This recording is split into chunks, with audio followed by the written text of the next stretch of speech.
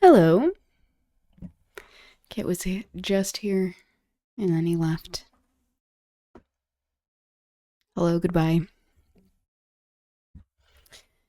Ow. Oh, it just hit my ankle against the leg of the chair. Oh, that's nice, buddy. He came rushing back in. Are you checking on me? I want to think that he's checking on me. That's very nice. Oh, thank you. It's better. He's making it better. What a sweet little angel. Oh my god. Kit. Can you see him? Oh, there he is. Huh.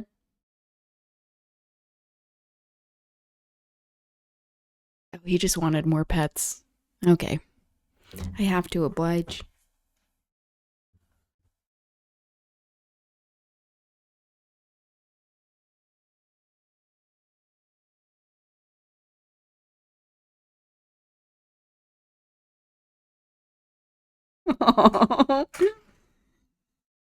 Just rolling around.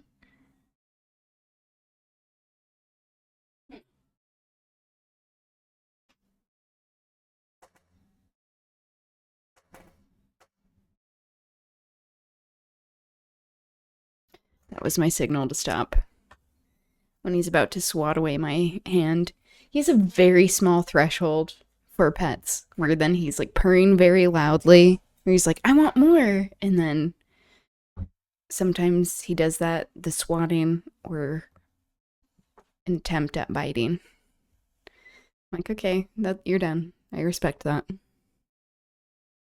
Some sassy grooming. This is our relationship. Bye, bud. All right, that was eventful. It's Monday. It's another day, another stream in fascist America. The United States of America, that is. Welcome to whatever this is, an attempt at providing education, advocacy, and a little common sense in this digital wasteland. I'm Aubri Devashrayee. Welcome to the people who are here interested in creating a better world. Namaste to you. Blessings to you.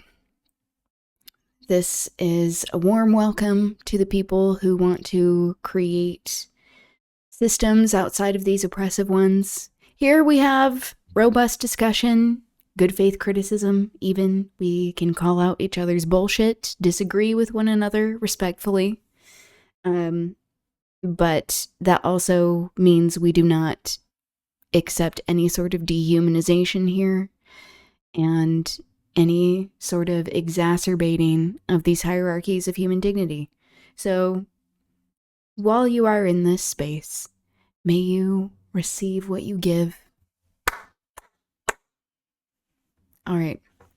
I don't know if you could see, there's some cat hair flying off my hand as I was clapping. Anyway, it's Monday, and that means we're going over headlines. Yay.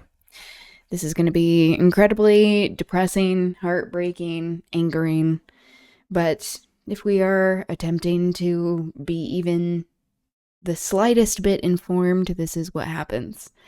This is where we channel all of this energy, these feelings, into doing something about it, actually getting involved. So we'll talk about that. Before that, there is this new R.M. Brown video that came out 6 hours ago that I wanted to watch. This is our humorous video, our starting off of the stream with some levity.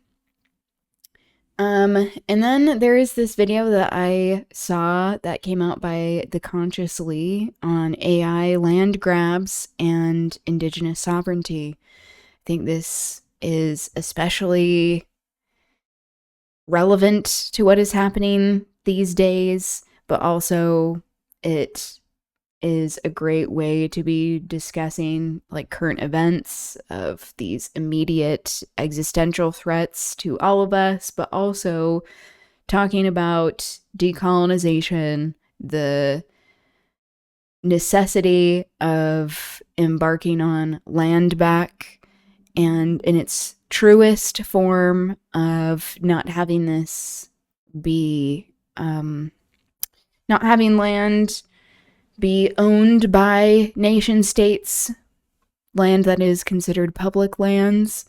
They should still be preserved, but they should be given back to indigenous tribes, indigenous peoples. And this is not just a concept that we should be applying and executing in the US, but in the world at large. So we'll be talking about that. It also was Indian independence, so happy Independence Day. And yeah, on what day is it? I'm losing track of my days. I thought today was the 16th, but then I just looked it up and it's the 17th. So I don't know where I'm at. This was Saturday. Was Indian independence from the British, from the British Raj. So we'll be talking about that as well. And then getting into the witches of Macbeth, how decolonizing and taking a decolonial lens to the text of Macbeth is necessary and important to be understanding the historical context of Macbeth, but also to have continued relevance of why we should even be reading it to begin with, not just to justify colonial oppression. So, all right. Shall we get into things? Also, as a side note, I joined Zupador's queer movie night that they do on their Discord. So go join Zupador's Discord. Go follow, subscribe to their stream. Just a wonderful streamer and fellow baby. And it was a delight. So, highly recommend. All right. Shall we get into R and Brown? Let's do it.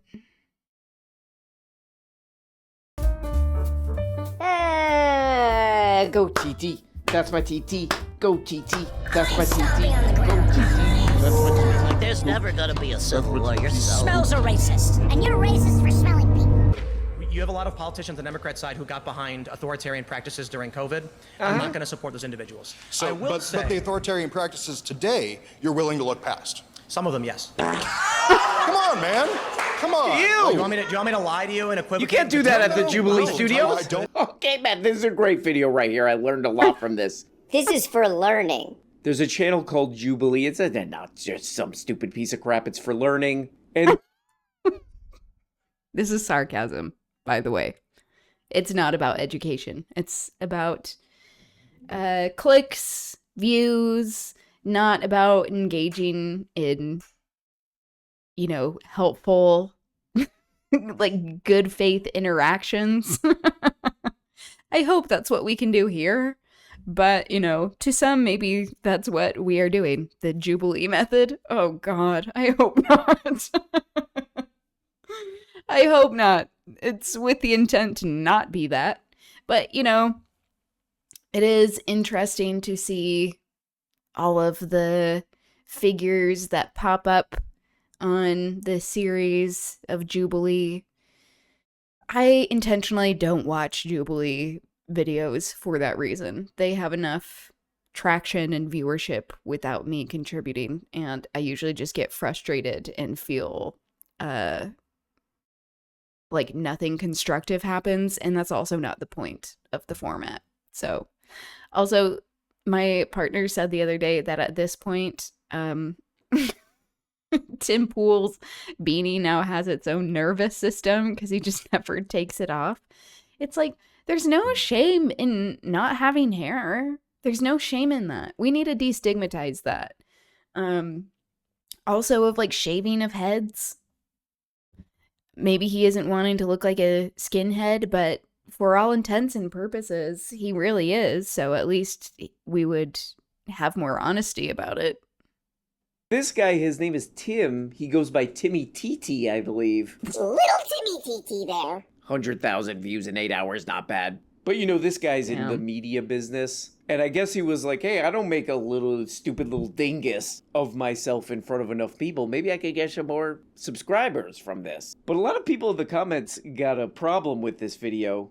What is it called? 1 moderate versus 20 progressives featuring Timmy TT. I guess they have a problem with that they spelled one pendejo wrong. Yes, moderate Tim Pool, what a joke. Shut up, man. Interesting. Moderate. Oh, Jubilee. This one's funny. GameStop employee versus 20 customers. Moderate, question mark, I can't. What is it? The GameStop employee you shouldn't before we get trust. into the Jubilee, little Timmy TT has been uploading some very, I would say stupid crap. Stupid driftwood onto the YouTube platform. He's basically been going like this onto the YouTube. Let's check this. This is probably one of the, more little baby videos he's uploaded. Was this from 3 days ago? Let's check this out. ICE plans to outfit their agents with electric shock gloves. That's right. Come on, They man. are, I guess, low voltage gloves that when you grab someone... They have too much and then when fucking I see money. this story, That's why. where it's like, Cruelty they made is the taser point. glove and they're getting a $20 million contract. I'm just like, man. And they don't want to be called You know, I the will tell Gestapo. you this. If I did not work in media, I'd be building weapons. And that is not a joke. Me and my buddies were doing crazy stuff with drones and live streaming and weird tech and Cool, like I mentioned, dude. taser gloves. Okay, so this is what the little TT and he's boy not going has to be deplatformed for that? been up to. This is a great video, man. There's some story about these stupid moronic electric shock gloves. Go watch this video. He's just basically the whole time he's like, I kind of came up with this a long time ago. This is not a little kid type brain right here. I came up with that a long time ago, actually. This whole video is basically him like, I should have kept going with that. This is awesome. First of all, this is awesome. And second of all, man, I wish I got a $20 million contract with ICE to sell shock gloves. Then he keeps going, oh man, I would be in the weapons, the arms dealing business if I didn't do this stupid crap. If I wasn't going in front of a camera, I'd have to sell weapons. And I'm such a TT fan. I'm a TT head. Make pee-pee. That I've heard this guy like a million times over years and years talk don't about know how what much that he hates the goddamn what that clip military is from. industrial complex. Ah, it sucks. Here's a clip. And that's why we are at war in Ukraine, a country most people here in the U.S. can't point to on a map, because you are a servant to the machine. The United States is a vassal state to international military-industrial complex Military-industrial complex. scumbags. Get a noise gate on that mic, man. There is a powerful military-industrial complex and intelligence agency apparatus that subverted this country a long time ago. So why is it then that you have elements protecting someone like Adam Schiff? What does he represent? The military-industrial complex. The military-industrial complex. He's the greatest. I don't know how he does it. You know, just when you think, like, I can't get any funnier. This little baby, who may or may not poop his pants, there's no way he could get any funnier. You know, he went for years and years on his channel, you know, talking about how he loves Trump because no new wars.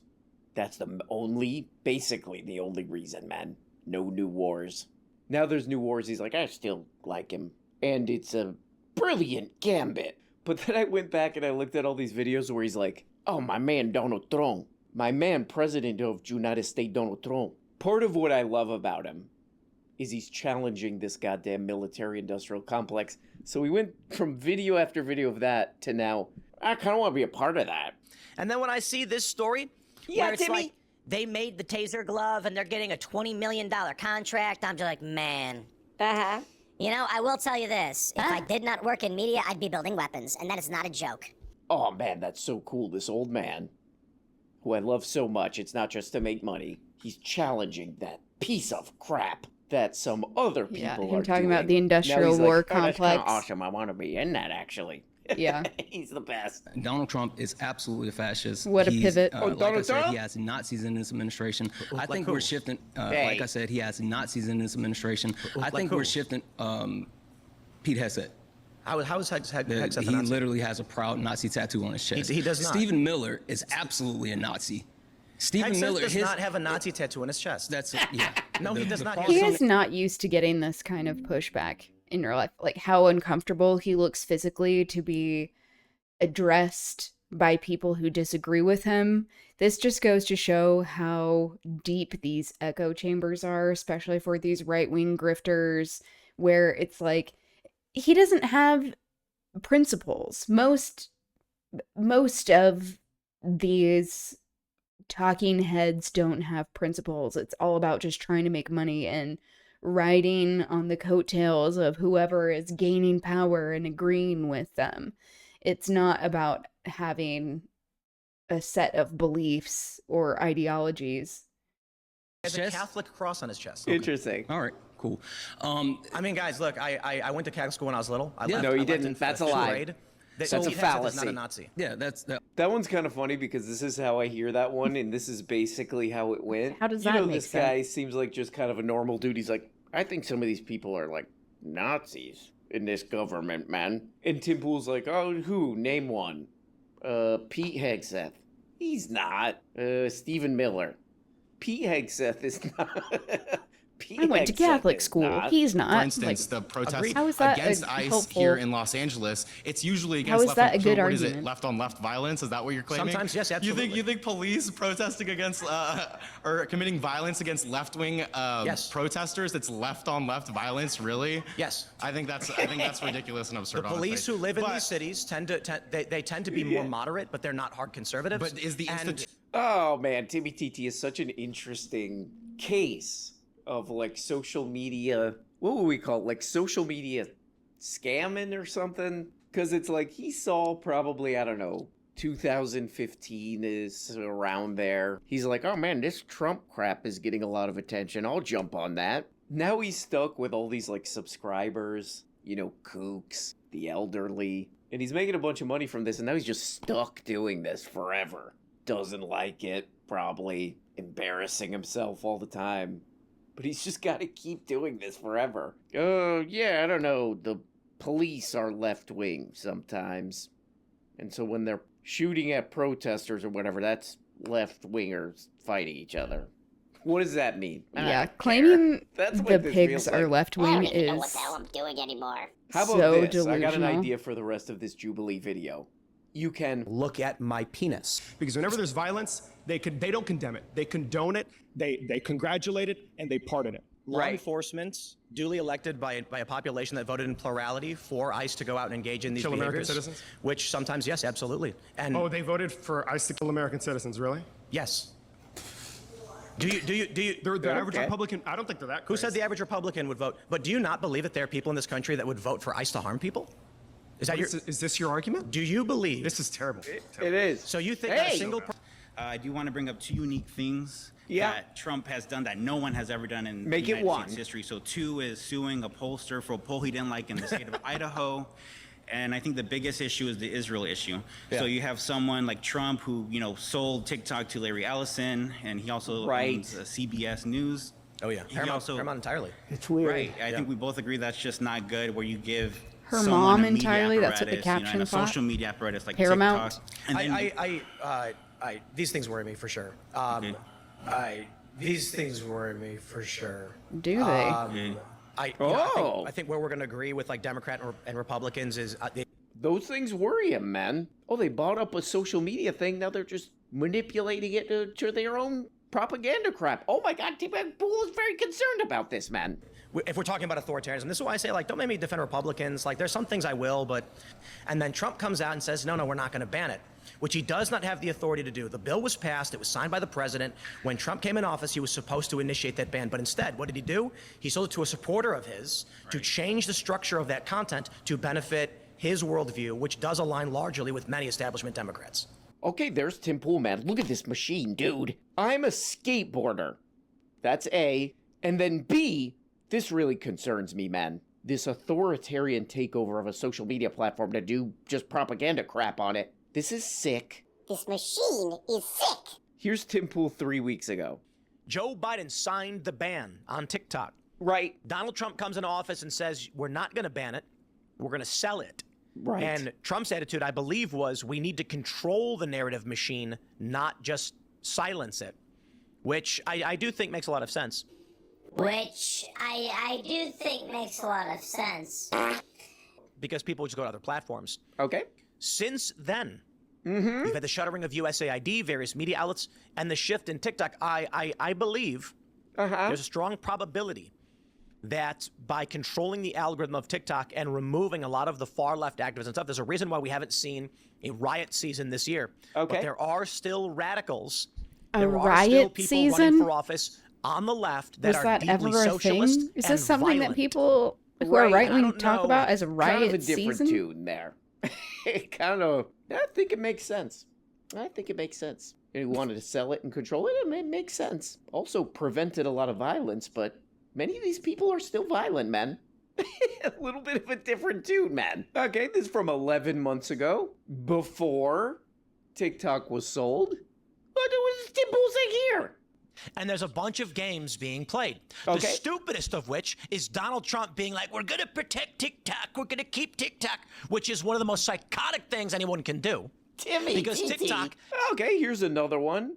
This is from September. of Yeah, he's famous 2025, for flip-flopping. Before TikTok was sold. I have Okay, never what else you got to think? intentionally... So I take a look at it like this. I've never intentionally gone out and sought for Tim Pool's content. And I think that's a win. That's a win for my functioning. That's a win for my psyche. Riot season is a concept we should embrace. Hello, Photo Piadini. Yeah, you know how it's like, well, the people in power, one of the only things they actually listen to is when people are rioting. Like, that's not an accident.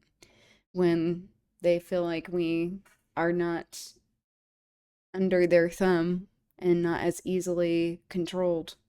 The argument that we get in the United States from the pro-TikTok crowd is that it's Right. censorship, it's controlling the narrative, we should be allowed. And my argument is we should be in control. I have no problem with TikTok existing, but it should be controlled by U.S. interests. That is to say, U.S. interests probably will still manipulate the narrative to control population and their views, sure, but at least we have some kind of recourse. Right. We're gonna pause here. We are out of time. No, we're not. Keep going. My next surrounded claim is that the United States is tracking towards a civil war. How are things If with you'd like you, to be Photo? a Come on, debater, man. please Why raise is the that chair. necessary? For Photo Show Piadini Jubilee some What? respect. Welcome using back. both. Okay, yeah, great. Timmy TT brings up this Civil War thing. He's always going about. He hopes it'll be a Marvel one. Okay, so what did this goofball has After been talking Easter. about this forever? Finally, he's gonna explain Only what the after hell he's talking about. observing Here we go. Easter. Many people refer to the period we're now in as fifth generational warfare. And the Wow. question Yeah, is, what is mark the it on our purpose of calendars. conflict? And it's I don't know. Typically, not always, but to gain control of resources or a political group. Oh. Usually it's to gain control of something. I would argue that what we are seeing now with TikTok and Instagram may actually stop kinetic conflict, which would be people shooting each other. Yes. And we may actually just end up with people being brainwashed and, waving Israeli flags or something. Well, I mean, we're already Okay. kind of there. I mean, like, Peter Thiel and Elon Musk are, the two most powerful tech dudes, and even Mark How many views on this honk? How many views on this hunk of junk of crap? 150,000. beanie 10 wearing? hours. I like this part. Exactly. And, like, who cares, His name is Tim Pool. He is a right-wing grifter. He was someone that was just obsessed with Donald Trump and was saying, like, in order to get him into power, that, like, he's against wars, I'm against war. And then, of course, once starting wars, imagine that, he's like, I'm for this is great. Where he is, like, talking about how, like, I don't condone violence and all these things, and then is talking about, like, supporting ICE having tasing gloves. So, it's like, what kind of violence are we talking about? It just, like, is showing the, lack of any sort of moral backbone or principles. I don't care about this fuck, but yeah, you cursed me this knowledge. Hope you are happy. Well, happiness is a slippery thing, isn't it? Normally, I'm not one to be like highlighting Tim Pool at all. I do like R.M. Brown's commentary on some of these right-wing figures to provide us a little bit of a laugh. I don't feel like that's my place in the media landscape, is to be focusing on right-wing figures a whole lot. I feel like that it exhausts me. I focus more on like, okay, what can we learn that is helpful? So the taser glove is real. I thought it was dystopian shit. Yep, it is dystopian shit, and it is real. So exactly. It's one and the same. This is where we're at. It's because they have so much fucking money, and they just have all of these resources that they're trying to spend out. And it just goes to show how there is always money for endless fascist violence, and not for, taking care of the material needs of everyday people. Like, why would any sort of governing body be interested in that? And, it really has not been since its inception. So we have to call into question the governing body itself. Because, I don't know, I guess he got a lot of clicks. He got a lot of this. He got a lot of these. Talking about civil war. Oh, there's gonna be a civil war. Spider-Man's on my side. I called it. I already called it, so you can't. In these Jubileers, these people from LA, these possibly LA, I'm guessing, residents, they're like, oh, what are you talking about? What the hell does that mean? And he's like, well, I have a fascinating piece of crap that I found, I don't know, on Wikipedia or something. We're in a generational warfare, man. We're in a generational warfare, my man. And currently we're in check this out, informational warfare generation. What does that mean? It means I go on my webcam and I go, and then somebody else uploads a video and they give me. It's sometimes hard to see if news from the US are true or not. No, yeah, that's real. Sometimes we have some made up shit so government can say, see, we're not that far right. Oh, yep. Yep. And I mean, sadly, a lot of the stuff that is just bad and incredibly fascist, like what you were saying, far right, is true. It is very bad, but it's like how we have talked about before, how there are these policies that have been implemented in various nation states in Europe to suppress the masses, because they are getting you all, depending on where you're at, getting some more crumbs than what maybe we do in the US when it comes to having like a social safety net. But or like the illusion of like how you have talked about, photo of having working class resistance or a say in the workplace with unionizing, but then also unions being co-opted and controlled by governing bodies, or just a small amount of people who are in the 1% who are controlling the material conditions for people. So it's like we're all suffering, but it really is bleak in the US with just how much fucking money is spent on just death and destruction and violence. There just is an endless amount of that, which, is a hallmark of empire. One of these. Oh my God, the Civil War has begun. Then it appears he forgets what he's talking about, and he goes into this thing about how, but they bought up, these social media platforms, so I don't know, people just get brainwashed or something, but he's presenting this like it's in a good way. Like, just a couple minutes ago, you were like, oh man, this is sick. I agree. It's very concerning that they're buying up all this crap just to poo propaganda onto these things. I'm concerned about that, even though I was supporting it on my channel like pretty much the whole time. With the way he said I that seem to too. be implying, oh, it's kind of good, man, just cooling things off. How does any of this add up to anything? That's none of your business. I like this frame right here. Hi, I'm Timmy Titi. and my next claim is as follows. Try to defeat that one. Let's hear this. What is this? A claim of some sort? He's tracking Okay, towards a let's civil hear war. that I don't one, man. necessarily Surrounded disagree with claim that. is that the United States is tracking towards a civil war. If you like Whoa, the way he said that was pretty intense, man. Okay, here's Timmy Titi. What is this, a month ago? You know, it's funny because I talk about the prospect of civil war. quite a bit. Whoa, that was way too scary, man. The prospect of civil war. No, Quite a bit. war. And the funny thing is, you know, I'm going to give you my honest assessment. Okay. I don't know that we actually ever have anything like a civil war. Just that okay. academics have deemed the period that we are in as a civil strife period. Okay. Something like more than 70 deaths per a year civil is strife civil strife. period. And we've had around 100 to 150 or so per year for the past several years. It's pretty crazy when you think about it. That being said, these deaths are not all in the center of mainstream American politics, so it's a toss-up. We don't know for sure. There's political deaths all the time. We have a large population. Right. That being said, What?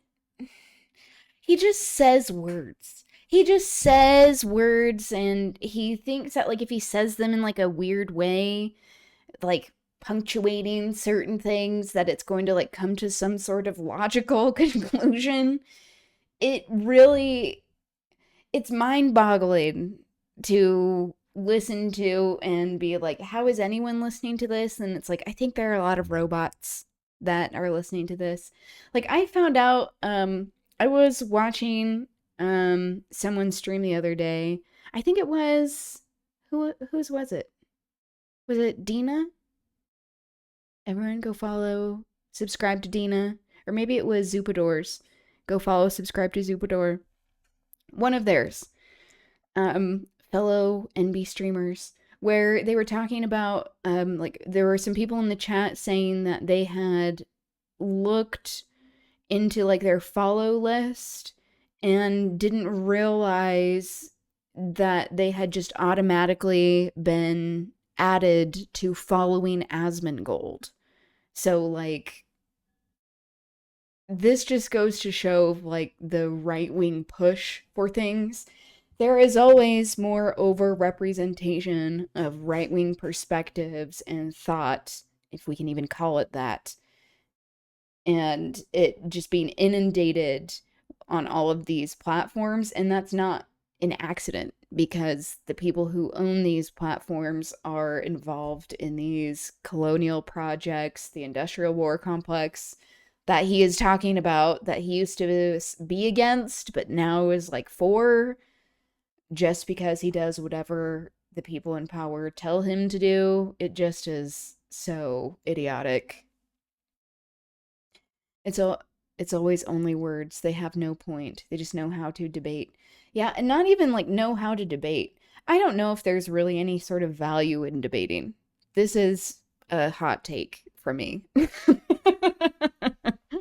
It's like, I think, like, just trying to, like, prove your point is not always helpful, because it's like, in my mind, it's like, if people are not entering into a situation in good faith of, like, wanting to see where there is common ground, if at all, or, like, talk about what people genuinely believe, it's like, then that's not, like, worth engaging in.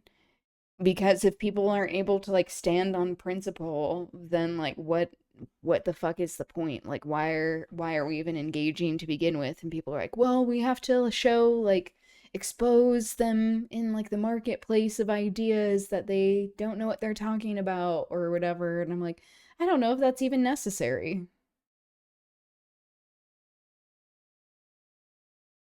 Heuristic is the ancient Greek art of being right while talking. I am not familiar with that word. Wow. heuristic.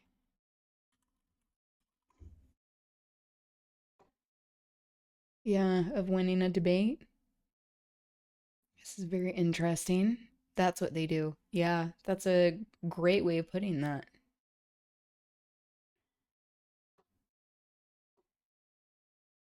Characterized by disputatious and often subtle and specious reasoning. A person devoted to logical disputation, the art or practice of disputation and polemics. I mean, logical, especially when it's saying like specious and subtle, it's not necessarily indicating that it's being entered into in good faith from a logical perspective. But yeah, that's a great way of putting that. Like, can we gain anything constructive from that? In my mind, I don't think so. I'm willing to be, like, have my mind be changed on that. They do not necessarily have to believe in what they say, they just have to sound right. Yep, exactly. Exactly. Like how he was saying, like, if I just talk in a funny way, if I just talk like this, and then I make it sound like I'm coming to a larger conclusion, then, therefore, that means I am coming to a larger conclusion, where people don't have to actually do the work of listening and thinking, and that is very relaxing. That's just like, okay, shut the fuck up. Okay, no problem, man. We're just kind of uploading stuff. None of it has any meaning or any connection. That's awesome, man. Court has continually ruled that there are limitations on free speech. I agree. I can't scream that there's a fire in a movie. Yes, theater, you right? can. Brandenburg v. Ohio, you're wrong. Very good, man. Oh, wait, you got fact check on this. But you got fact check on this, bro. I've seen Timmy TT do this. Oh, you actually can. I'm a big boy and I learned something and I'm going to say it. Yes, you actually can yell fire in the thing, man. And he gets fact check on this, mostly because it looks like he looked up like a Wikipedia on this or something and he misunderstood what he was reading. That's okay. That's okay. And smells are racist, and you're racist for smelling people. That's law. Within this pocket of safe moderation, right? Yep. You are a former Bernie bro, right? Oh, yeah. Hell yeah, I agree with you. I was there when the bird landed on the podium in Portland. I was fucking there, amazing, man. huh? I completely agree. He was a Bernie bro? Hey, calm down, man. Both probably got disenfranchised by. You're sitting within Debating, this it's pocket an art. of safe Half, moderation. No, he's not. half of the time Yeah, they you are a debate former students Bernie with bro, zero right? experience Oh, in that. Yeah, Hell yeah, I agree exactly. with you. I was there when the bird landed on the podium in Portland. I was fucking there, amazing, man. huh? I completely agree. And we Yeah, it's probably like got how Charlie disenfranchised by our Kirk would party, always go right? and vote for debate anybody in college 2016. students. Sure, hell yeah, you Or did your like part then. so many people, like Andrew Tate and like so many shitheads like that would have like young women on who were very young and who were not like active in political discourse at all, and be like, so this means you're dumb, like, so that means all women are dumb. That's just like, what? But it is not entering into a situation in good faith. It's all about the optics, which is why like we should distrust it from the beginning. Calm down, man. So my question is, Give that guy a what break. is the This is another thing. My man Timmy TT, The little TT boy. he keeps saying that he's like some kind of a Bernard supporter or something. Yeah, was he and, ever? Oh, man, it didn't work out for old Bernard. Man, but so now I'm doing, I don't know, something. I don't even know what it is. But he keeps doing this thing like he's some kind of a Bernard boy. I mean, this is one of probably 10 zillion things like this. This is from 5 months ago. I think it's fine to criticize that. That being said, No. Bernie Sanders is lying. Whoa. He knows he's lying. Yes. These individuals who are proposing these wealth taxes know full well that they are omitting key information, right, manipulating stupid people in an effort to get political power. Okay. I view this as malicious evil. Whoa. Seriously. Right. So again, wait, what are you talking about? Oh, wealth tax. Okay, it's kind of one of his main type of things. Okay. I view this as malicious evil. Whoa! Seriously. But you're a big Bernard boy. They call them Bernard boys. These Barnyard boys are out here like their name. A sun puker. You Going do like have this right here. shitload of this. right Okay, no grifter problem. A lot of podcasters. Yeah, bullshitting and that's because and they're like pretty much elevated to the outright top of the lying. chart. That's okay. You are a smart guy. They're pushed I would argue with with that. I'm gonna ads. sit here and call you dumb and shake my head at you. Right. You're Like a smart guy. the platforms How are you so themselves are easily pushing conned? these In what people way? intentionally. Saying that, like, well, no, he's gonna do what he says he's gonna do.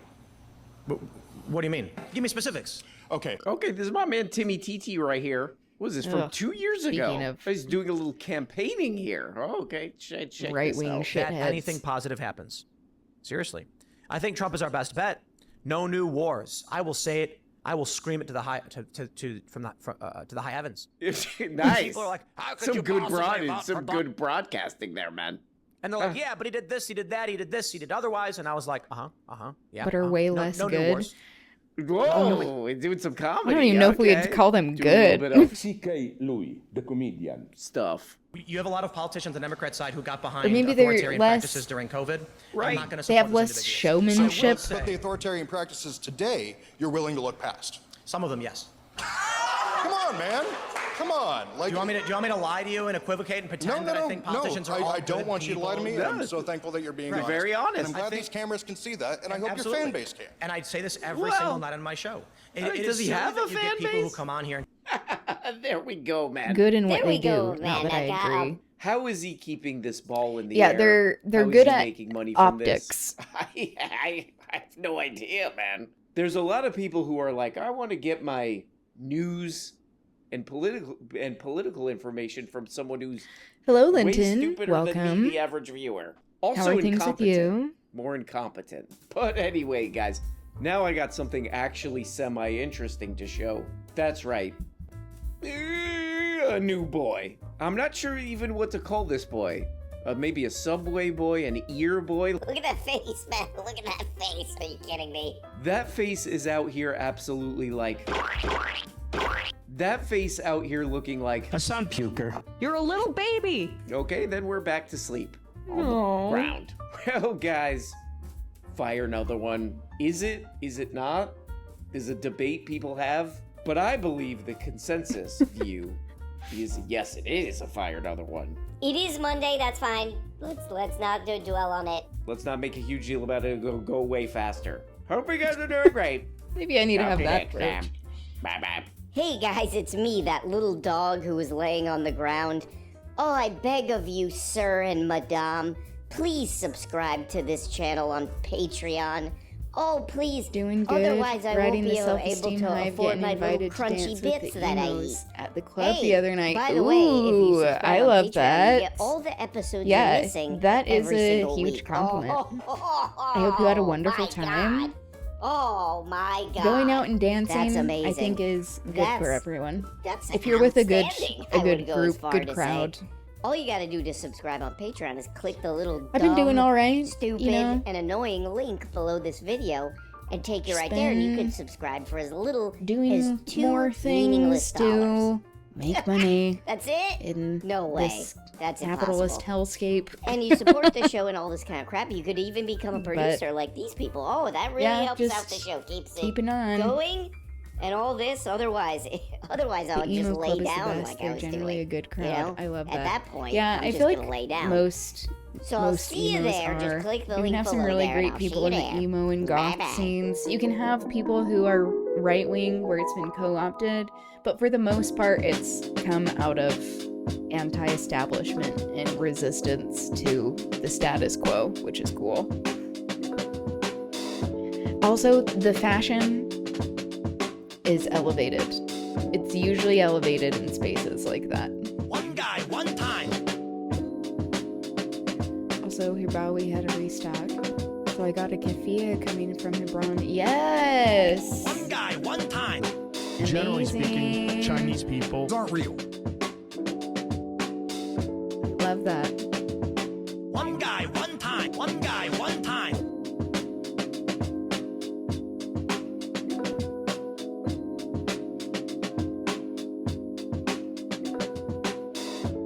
All right.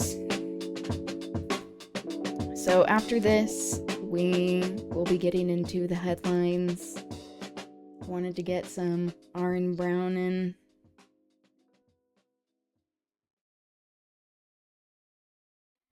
The last remaining keffiyeh factory in Palestine. Is it the last one? I didn't know that. That's good to know. Thank you for saying that. All right. Shall we get into headlines? This eye that just keeps watering. I don't know what that's about, but...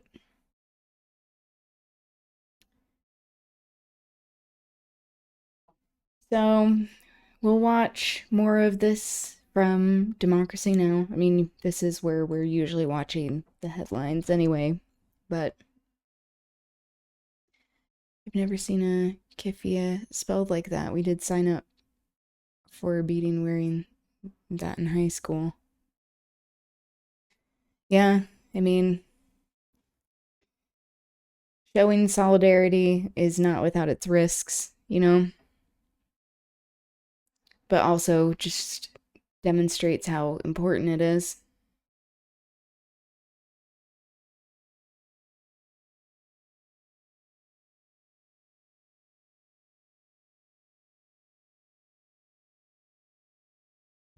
This is the video you shared.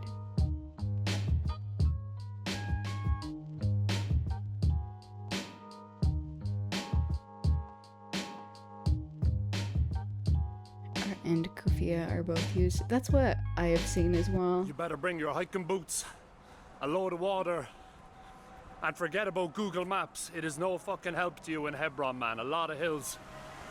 Three different young fellas helped me from the city center up to here. I just ask where the next destination is, and they bring me up here. But yeah, leave a comment with the word keffiyeh below, and I'll do a draw and send you a beautiful Irish keffiyeh to wherever you are. Textile Factory. This is the very last place on earth where Palestinians are making the original keffiyehs. So I'm going to see if we can go in and buy one of the original ones and see what the crack is. So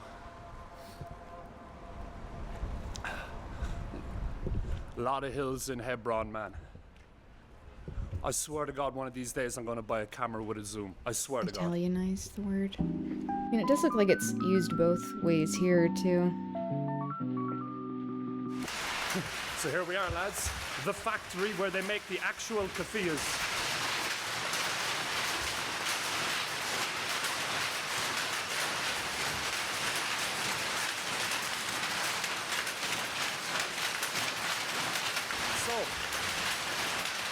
I'm Irish.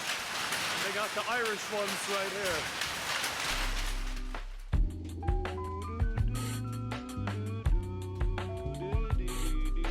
Here's the website.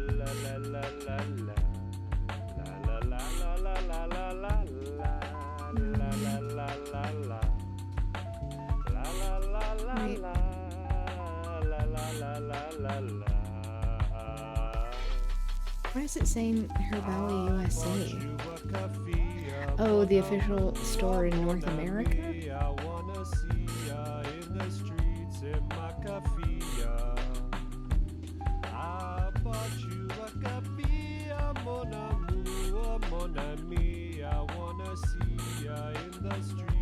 Also, I found the English lyrics for that song for Culture Corner. Ooh, yes! I still have that song saved in my window. A whole lot of designs.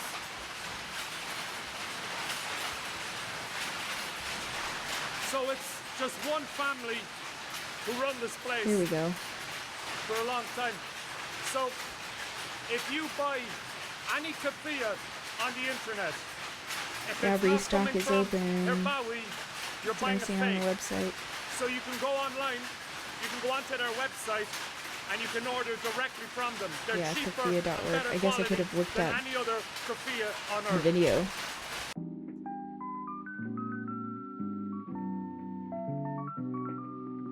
So I'm lucky enough to actually buy an original keffiyeh from the original factory, the only surviving keffiyeh factory on earth. She was in Naples some original time ago. Palestinian one. So man, so many designs. Oh And my shirts God. with her. The artist Tara. I'm gonna have to check her out. I think I'm going to ask him if they have some of those Irish ones, hopefully. So the owner has left me alone to have a look around. Man, Jesus, look at these. Man, look at these designs. Holy, oh Jesus. Oh man, it's an absolute explosion of color. So look, this is how you know it's the original one. If it doesn't say Herbawi Kofia original from Hebron, Palestine, then you bought a fake. You bought some Chinese sweatshop keffiyeh. I gotta say, I think he's out of the Irish ones. So basically, every city in Palestine, they have their own keffiyeh with different colors, and even different political parties have their own different one.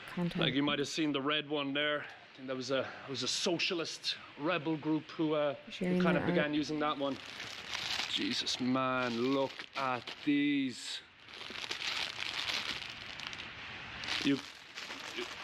The camera was going to do no justice to the color schemes here. Just amazing. So I'm not sure if they've any Irish what ones we were just left, talking about.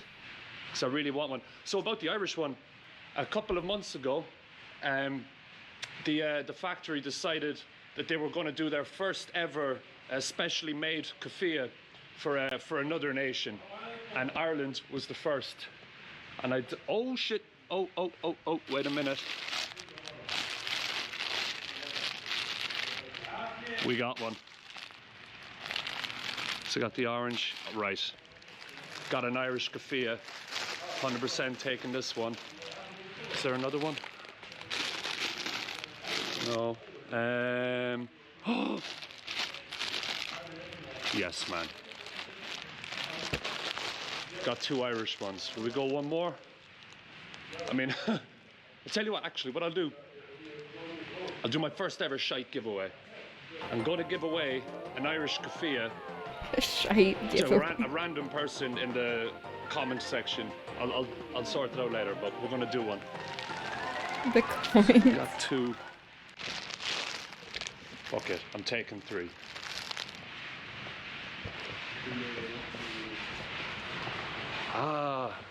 Should have came here. They're all hanging up. We do too in our collective. Make fascists scared again when. I feel guilty for only taking the Irish ones, but there's only so much space in my bag. Oh man. The Ancora. So we still place in Piazza Laredo where Mussolini was hanged. Nice. I like that. Nice purse for the revolutionary Give them away at lady. meetings. That's really cool.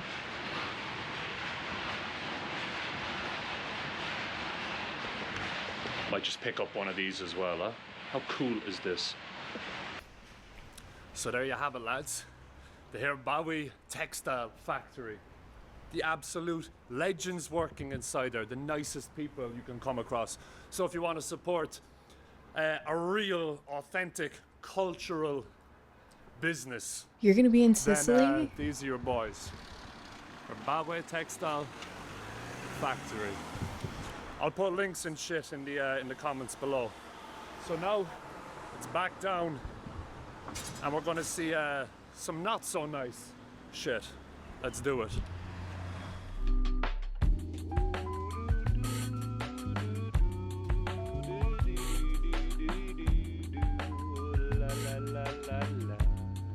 Incredible.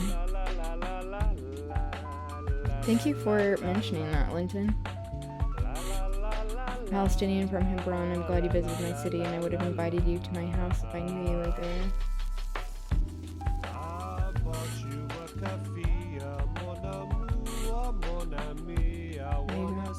As a Palestinian, last week I found your channel, and now you got me hooked to your Palestine tour and reminded me of how beautiful the country is.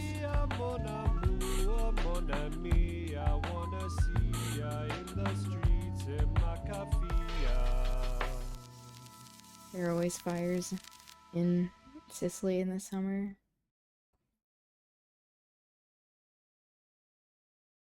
Yeah, it's so the world is quite literally on fire these days.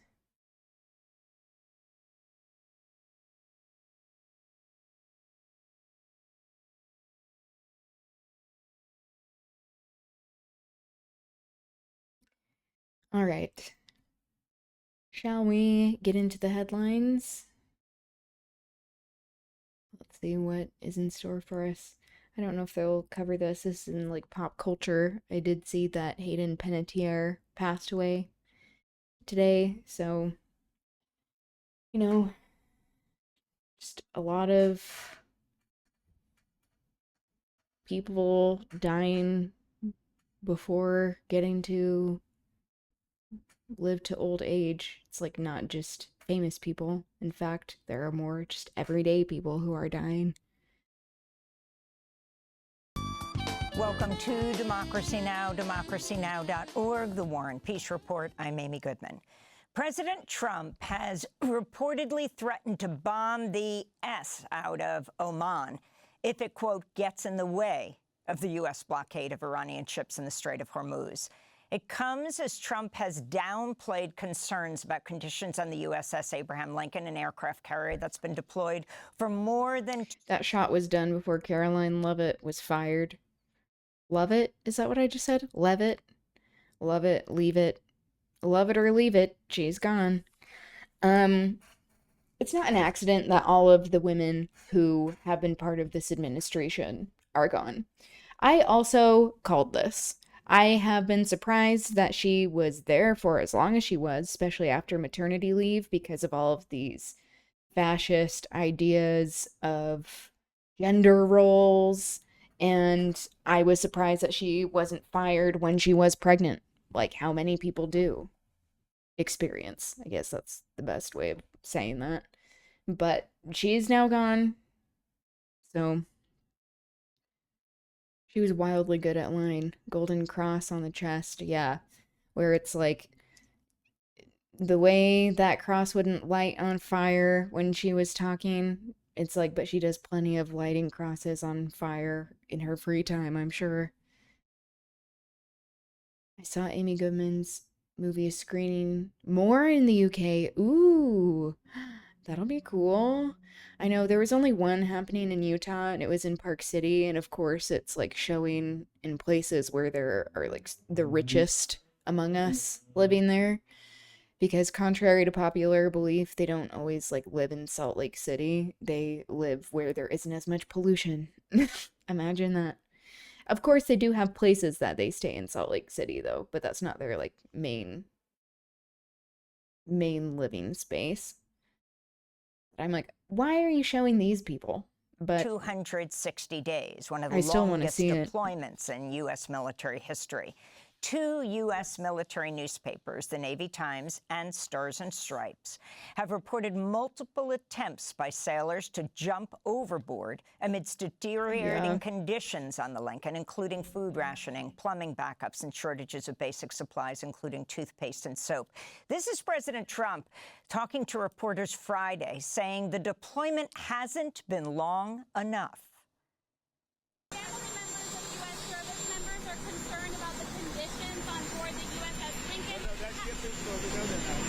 That ship is moving right now, or very shortly, and it's being replaced with another very similar ship. Has the deployment gone on too long? Are you worried about the mental health? Not nearly long enough. Not nearly long enough, the president said.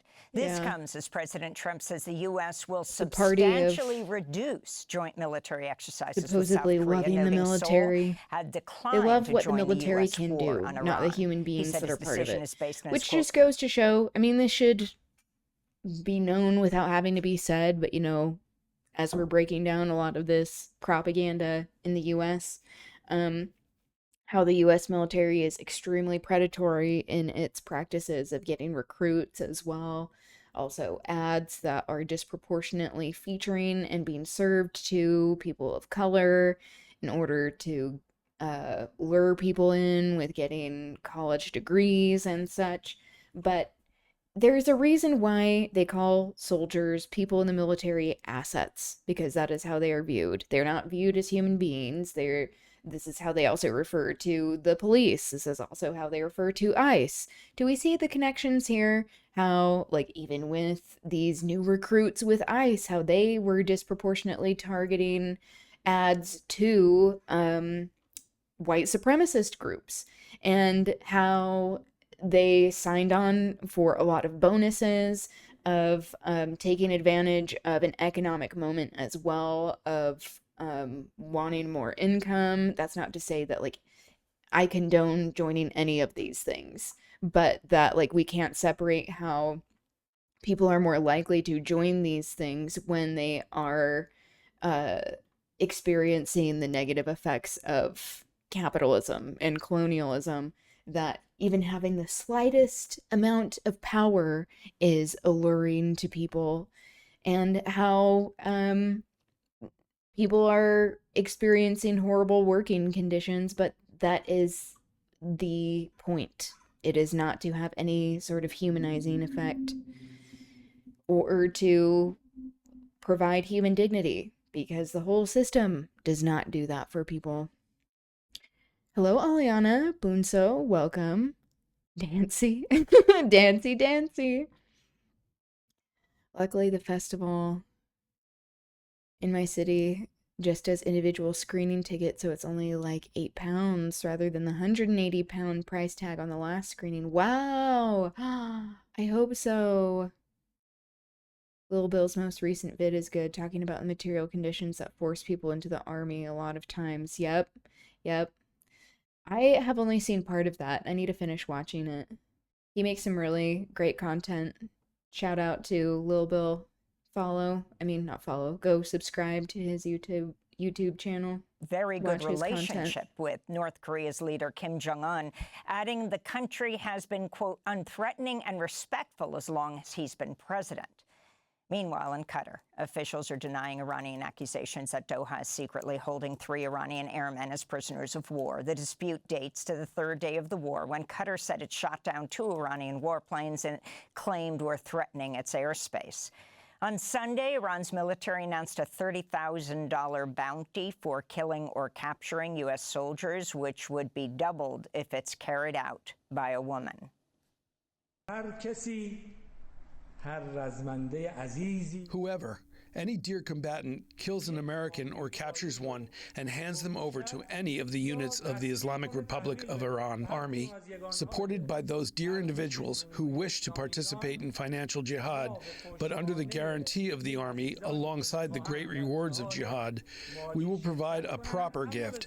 This gift is equivalent to $30,000, approximately 5 billion tomans. In Lebanon, Israeli airstrikes killed at least 11 people, including children, on Saturday, one of the deadliest Israeli attacks in Lebanon since the so-called ceasefire with Hezbollah took effect in June. Israel's been striking Lebanon since early March after Hezbollah fired into Israel in retaliation for the U.S.-Israeli war on Iran. Israeli strikes have killed more than 4,300 people in Lebanon this year. According to the UN, more than 1 million people have been forced to flee their homes. President Trump's son-in-law and envoy Jared Kushner has met with Israeli Prime Minister Benjamin Netanyahu after Israel rejected a 15-point plan for Gaza promoted by President Trump's so-called board of peace. The proposal... Yeah, and are we surprised? We see what's happening. It is continuing the genocide, the immoral aggression that is happening all across Western Asia, North Africa, of it being incredibly based in colonialism. And I realize, as I just said, based, that like saying it on this platform in this day and age would not be coming out in the way that I was meaning it. So it's incredibly rooted in colonialism. And why we have to keep talking about it as a continuation of this rather than all of these isolated events that are happening. Because growing up in the US, that is often how history is taught. History is that people don't like the US because the US is so cool. And it's like, okay, that's not really how things work, but okay. Where all of these events and atrocities that happen abroad are thought of as like people bringing it on themselves or just not discussed whatsoever. So this is also like as part of the reasoning and desire to stream here is to improve my own education internationally.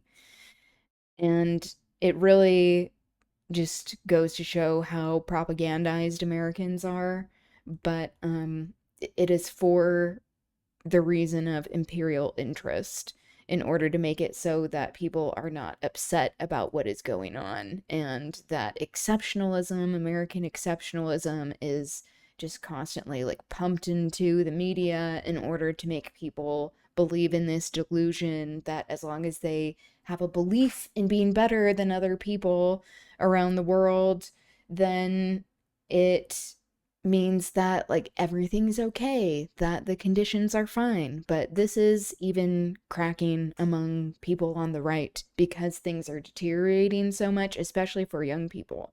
But this is where we see some people being pushed further right, and with the blatant atrocities that are being committed by the nation state of Israel, funded by the US, funded by colonial nation states, that they are becoming even more anti-Semitic.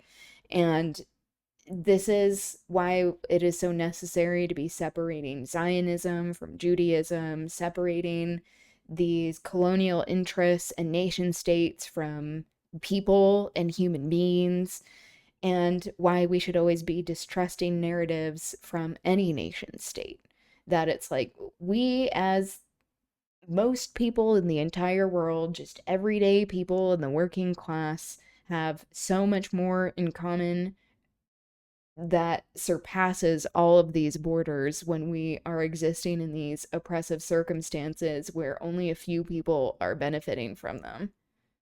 See Hamas gradually disarm and turn over governance of the Gaza Strip to an international force in exchange for Israel's withdrawal. Over the weekend, Kushner met in Cairo with Hamas's political chief, Khalil al-Hayya. Also joining the talks was Egyptian President Abdel Fattah al-Sisi, former British Prime Minister Tony Blair, and Qatari, Turkish, and Jared Kushner looks like if Tom Riddle had made one more Horcrux. Because he's like not a full, he doesn't look like he has like life behind his eyes. It's elsewhere. And Egyptian mediators. In the occupied West Bank, Israel's military has announced plans to hand over responsibility for policing Israeli settlers to a civilian Israeli police force. Palestinian officials condemned the plan as a flagrant violation of international law, calling it another step towards Israeli annexation of the West Bank. This comes as a siege by Israeli settlers on the village of Kusra has entered its second week, with 15 Palestinians, including 2 children, cut off from food, water, and electricity by armed Israeli settlers backed by soldiers. Human rights groups say it's part of a concerted effort by Israelis to seize even more Palestinian land. This is a video filmed by Aisha Hassan, whose family's been confined to their home for over a week while Israeli soldiers occupy a neighboring building. We are in our besieged house and have been under siege for the last 7 days. The soldiers are stationed on the nearby house of my brother Youssef. They keep screaming and singing all day.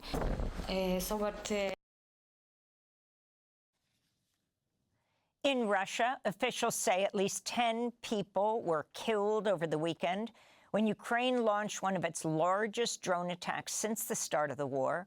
Moscow's defense ministry claims it shot down nearly 1,500 Ukrainian drones over 24 hours. A massive fire tore through a distribution warehouse operated by the Russian online retailer Wildberries just outside central Moscow. Ukrainian officials say Russia struck 13 locations across Ukraine over the same period, killing 7 people. In Afghanistan, the Taliban have marked 5 years in power since U.S. forces withdrew from the country. Since retaking control in 2021, the Taliban have stripped away the rights of women and girls, with UNESCO reporting some 2.4 million girls are now barred from secondary and higher education. The United Nations warns more than half of women's groups still working in Afghanistan could cease operations within the next year due to funding problems. This is the permanent representative of Denmark to the United Nations. The Taliban's systematic repression of women and girls has become a... Why are we hearing from Denmark? We're just talking about the oppression that women in Afghanistan are experiencing and then going straight to a representative from Denmark. Why can't we be hearing from some of these women? It's like I realize that there are limitations with actually getting information out, and that people are, you know, like any sort of resistance comes with enormous risk, but like, what kind of pivot was that? defining feature of the current system. Afghanistan remains the only country in the world where girls are banned from secondary and higher education. The grave abuse of the right to education is also having far-reaching consequences for Afghanistan's economic development and provision of essential public services.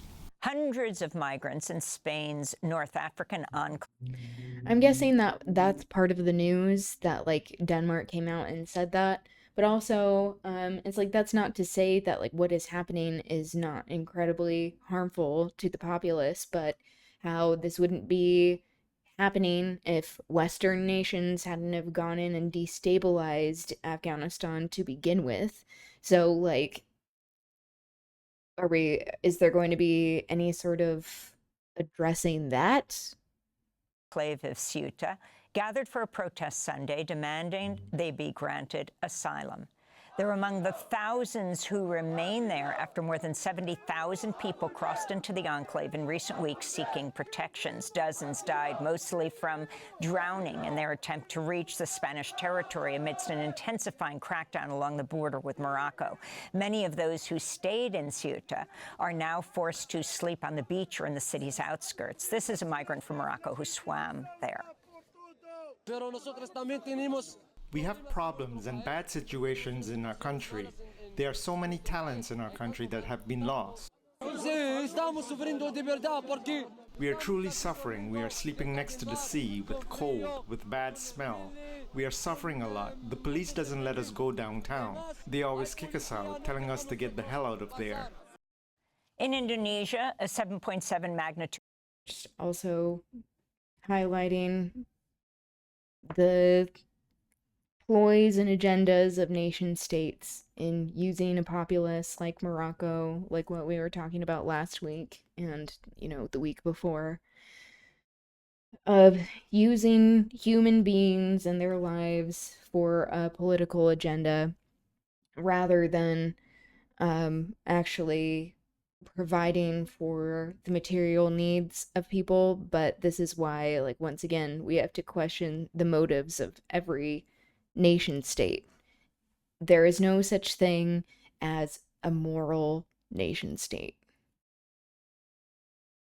Earthquake that struck the country Saturday was followed by nearly 1,000 aftershocks, killing more than 50 people. The largest earthquake hit just north of Flores Island, followed by a second 6.4 magnitude quake in Indonesia's western Sumatra Island. An estimated 5,000 people have been evacuated. Search and rescue teams race to find survivors. Many evacuees have been forced to sleep in the streets, afraid of more aftershocks. Meanwhile, tents have been set up amidst the rubble of collapsed hospitals to serve as makeshift emergency rooms to treat injured patients. Landslides have also blocked roads in parts of Flores Island, raising concerns of dwindling aid and resources as people go hungry.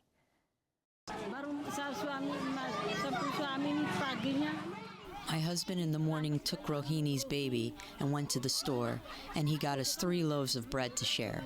1 loaf of bread, I felt so sorry for my nieces and nephews, had to be divided, little by little. She's pregnant. I feel so sorry for her, so I only ate a small amount. Even a single banana would be divided among 3 people. We were desperately hungry. This is Indonesia's deadliest quake since 2022 when an earthquake in West Java killed hundreds. In the United States and northern... A place that already is experiencing so much harm because of colonial extraction and climate change, that it's like this just... the devastation continues. I also heard that Colombia also experienced an earthquake as well.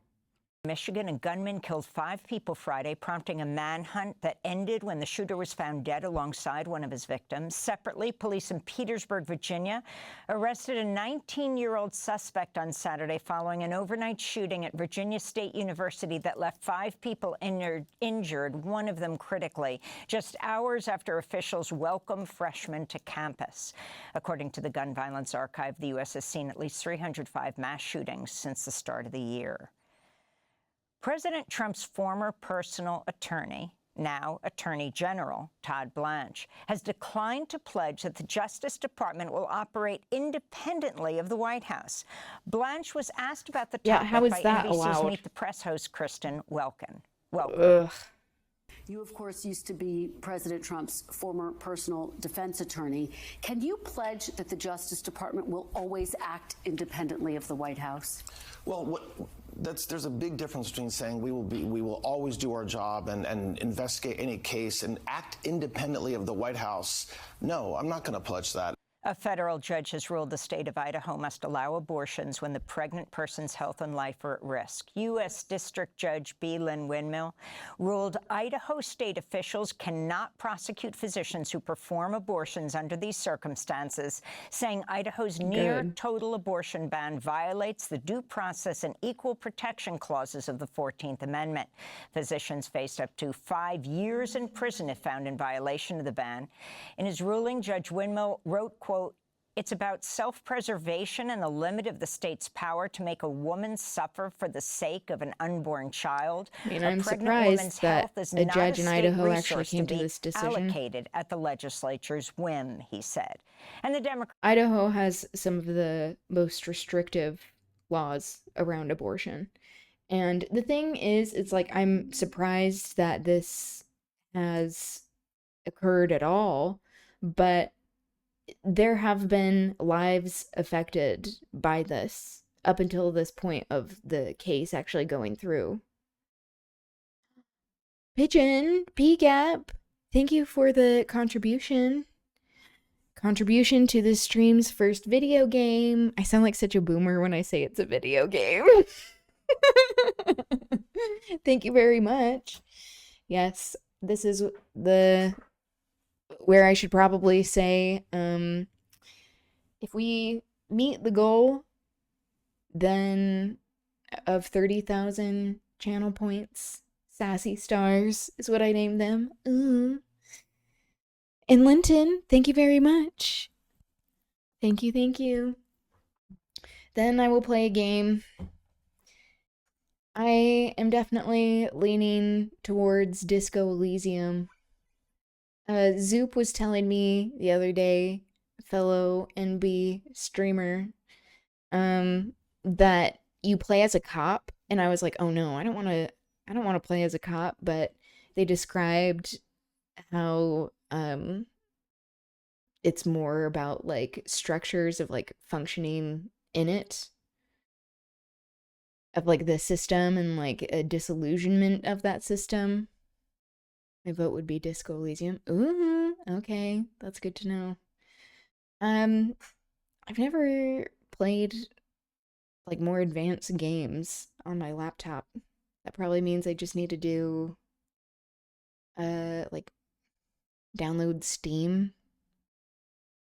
I'll have to look things up. Disco Elysium is a very Zoop suggestion. Yes, from what I can gather, that is true. I do trust their taste. It should run fine. It's pretty old in 2D. Okay, that's good to know. Of just being able to do it like without Steam. I don't know how things work.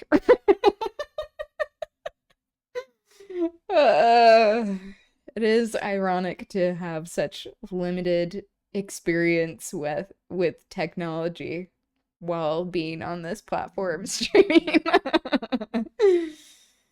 But the less steps that I need to do, you'd probably need a Steam account. Okay, that's good to know.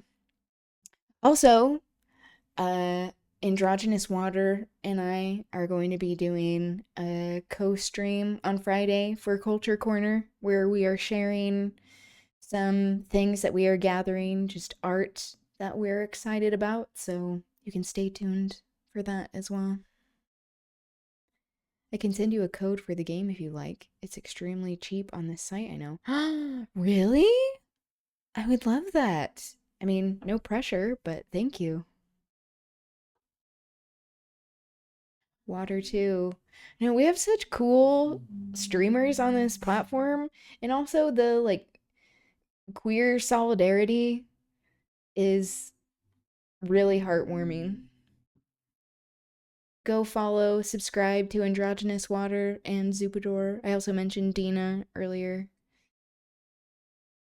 Democratic National Committee has approved sweeping changes to the 2028 presidential primary calendar. Under the new schedule, South Carolina voters would cast the first ballots January 22nd, followed by Nevada on February 1st. Iowa, New Hampshire would no longer be the first states to hold nominating contests. The move could expand the influence of Black and Latino voters on narrowing the field of presidential contenders. And those are some of the headlines. This is Democracy Now!, democracynow.org. The War and Peace Report.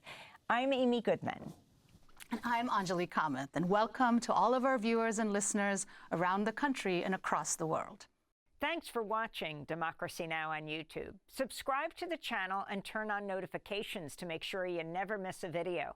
And for more of our audience-supported journalism, go to democracynow.org, where you can download our news app, sign up for our newsletter, subscribe to the daily podcast, and so much more. I'll look up their account. I did follow them, so. Okay.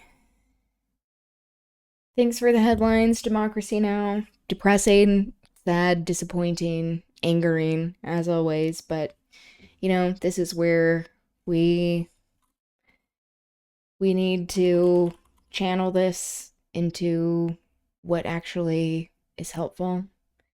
So here are some various ways to organize that, like, I have been gathering, that people in the chat have shared as well over time. Also, I was trying to do this within the command of make it so like the hyphen was at the beginning, but then it made it enter down below. I don't know. I've tried a few things and it seems like the same result happens. Once again, revealing my technological limitations. Okay. If you ever have resources, you can join the Discord. There are plenty of resources that we share there. That's mostly what the Discord is about. We also share some fun things occasionally. I'm not chronically online, so I'm just throwing that out. It's a slower Discord, but that's also kind of my speed anyway. I'm kicking myself for not getting the earrings with the keffiyeh. They're earrings? I have my ears pierced. Yeah, but I could have got it done. Yet, you're wanting to get your ears pierced? I love that. I love piercings. They're so fun. It can be annoying if things aren't healing like how you want them to, but especially when it comes to like ears and stuff, like just making sure you have like the stuff you need beforehand of like a pillow, because like I have multiple piercings on this, I guess on both ears, but like until I got a donut pillow that's like a hole in it, I think it's for hemorrhoids. But I was like, this works. That really helped so that I wasn't sleeping on my ear, because I would like turn onto my ear and in the middle of the night while I was sleeping and then wake up and it would be hurting. They have From the River to the Sea earrings. Amazing. I love that. I'm gonna get eyebrows, ears, and maybe septum eventually. I love that. I think piercings are so cool. I've been wanting to get more piercings. Some in places I won't mention. um, yeah, I've been wanting a belly ring for a long time. I have thick ass lobes. I could fit so many piercings in there. That's great. You're gonna get your first tattoo? Ooh! I love that. It's just art and self-expression. It's so fun. There are a number of tattoos that I've been wanting to get as well. We'll see. Gonna steal the Murder Rising one. Yes! I know, from the comic that you're working on. If you want to share that character design, Linton, feel free to. I had that saved in a folder somewhere, and I don't know where that went. Need to find that. But you're an amazing artist. Linton, also, by the way, created the emotes for the stream, and they're incredible. Thank you, Linton. You're very talented. I appreciate you and your talents. Yes, here we go. Okay.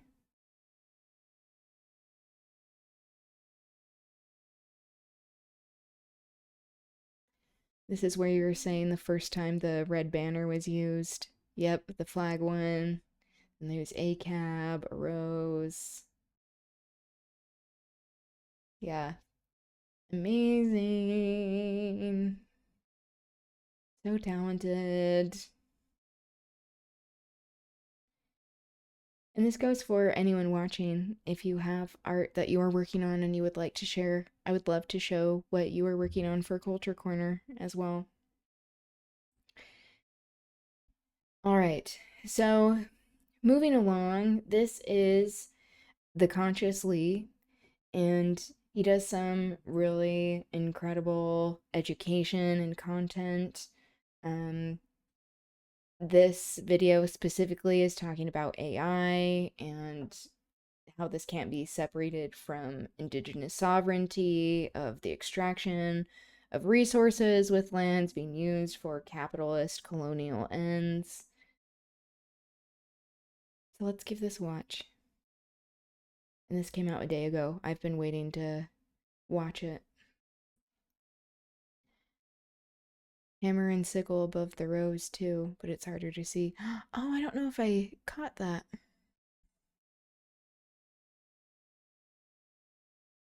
Oh, yeah. Marina. Yeah, icon. Icon.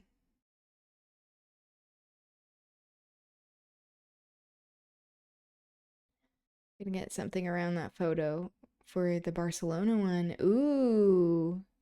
Long ass link. That's okay. I know sometimes it's hard to know where to like cut off the link. Although this is off of most things after like the question mark, you can delete things, but it looks like a lot of this is like part of the search term that you're looking for.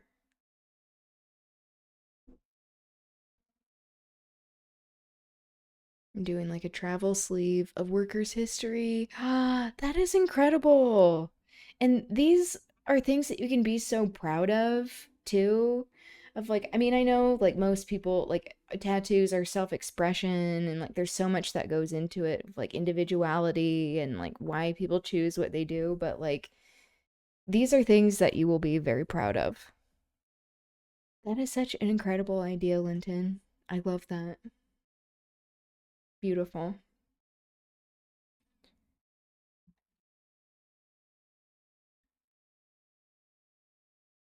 And this is one that you saw in Amsterdam. Yeah, the dock worker. Incredible. This is so meaningful. I love that. Commemorating a massive general strike. Yeah, incredible.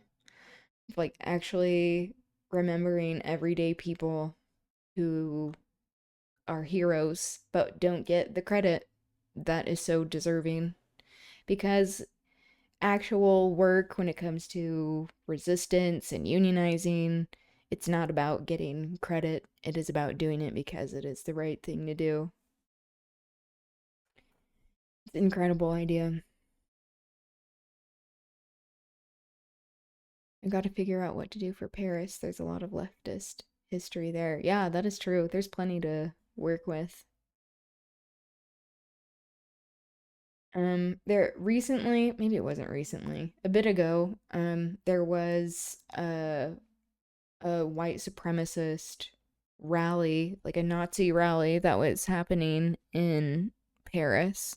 And right after, there was a feminist group that came out, and they were like lighting sparklers and like fuses for things, and they were topless and saying that like the world is feminist, not fascist. I'm like, that's really fierce. That was cool to see. Like what that immediate resistance looked like. Of like, oh, so you're going to be parading through the streets like that? Well, we're going to get more people watching this, and it's for the right reasons.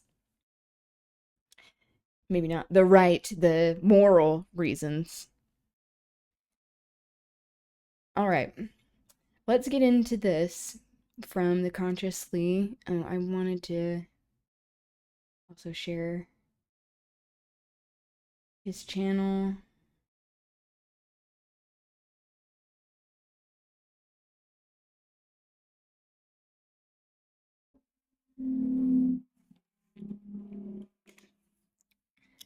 Has some really great content.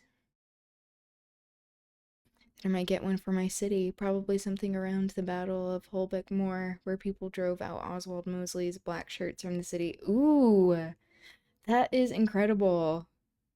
Yes, I love that.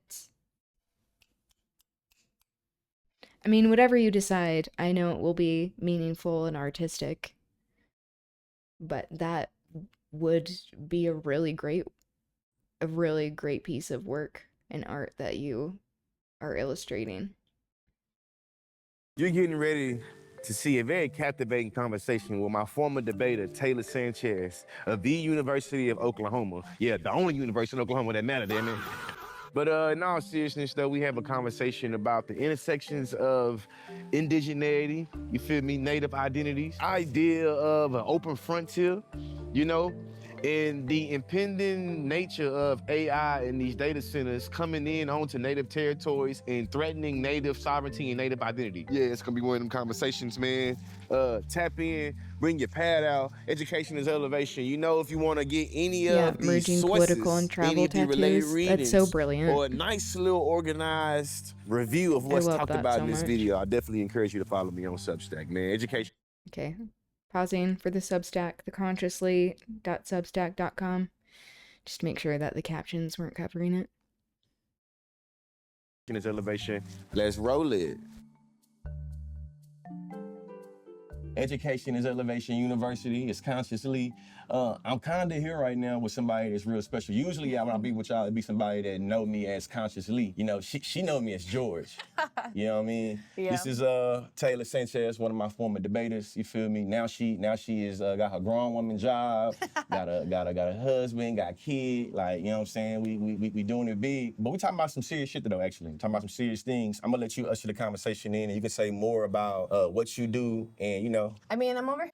Also wanted lesser known images. It holds meaning without getting sucker punched in the back of a head by a fascist coward. Yeah. Yeah. I mean, that would certainly help. And makes a statement. Here in Oklahoma, I work for a national organization that's indigenous led. It's a 30-year-old organization, and it's personal and it's my job. So I feel kind of connected to it in lots of ways, right? You know how it's never cleanly defined, that line between what's professional and what's personal. Yeah. Because the same thing that we're fighting here in Oklahoma is happening all across the country, across the world even. And my mom back in Michigan also is fighting one down the road from her. So what we're doing down here is we're doing it nationally, but we do it here in Oklahoma as well. But we're tracing data center projects that are within 30 miles or on tribal lands. And obviously in Oklahoma, that's huge because most of Oklahoma, if not all of it, it's tribal land, right? Or native land at least. And so there's a huge fight happening here, both in the urban areas and in the rural areas, but primarily in rural areas, because what we're finding is that rural areas are being targeted, and that overlaps with a lot of the tribal jurisdictions in Oklahoma, right? It's primarily Black, Indigenous, communities of color that are being targeted, and particularly rural and poor working class people. And when all of those things overlap, you find that the people who have been targeted over and over and over again by these same industries, whether it's fossil fuels or it's the kind of like, now we're seeing also the green folks too, like the false solutions, like nuclear energy, even coal, which, you know, is kind of like loosely between the fossil fuels and the alternative energy, right? Hey, it's funny you said that. I did a campaign about greenwashing. Yeah. And about how a lot of companies are misrepresenting their shit purposely, making it like it's environmental friendly. Yes. And in actuality, they know it's not, but they know it's like a marketing ploy.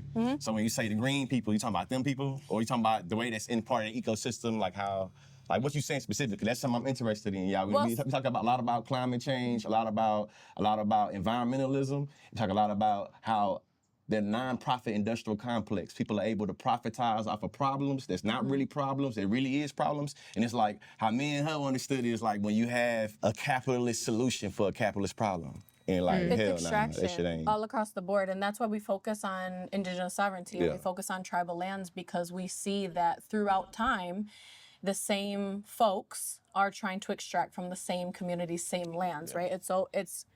When we take an environmental justice lens, which a lot of the time the climate solutions don't overlap with environmental justice, right?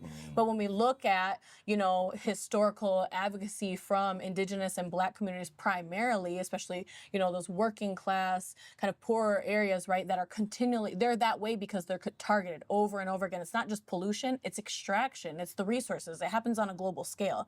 So when you talk about greenwashing, we call it green colonialism. Quick interruption.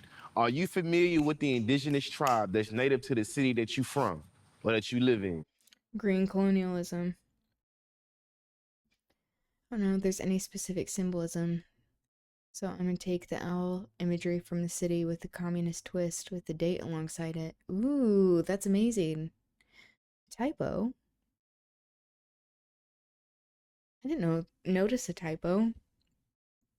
That's amazing. I love that. I really appreciate how she phrased that of green colonialism. And I do want to pull up this website.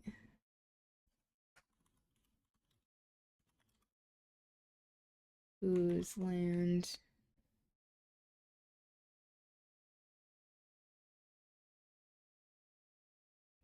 This is the website, Whose Land.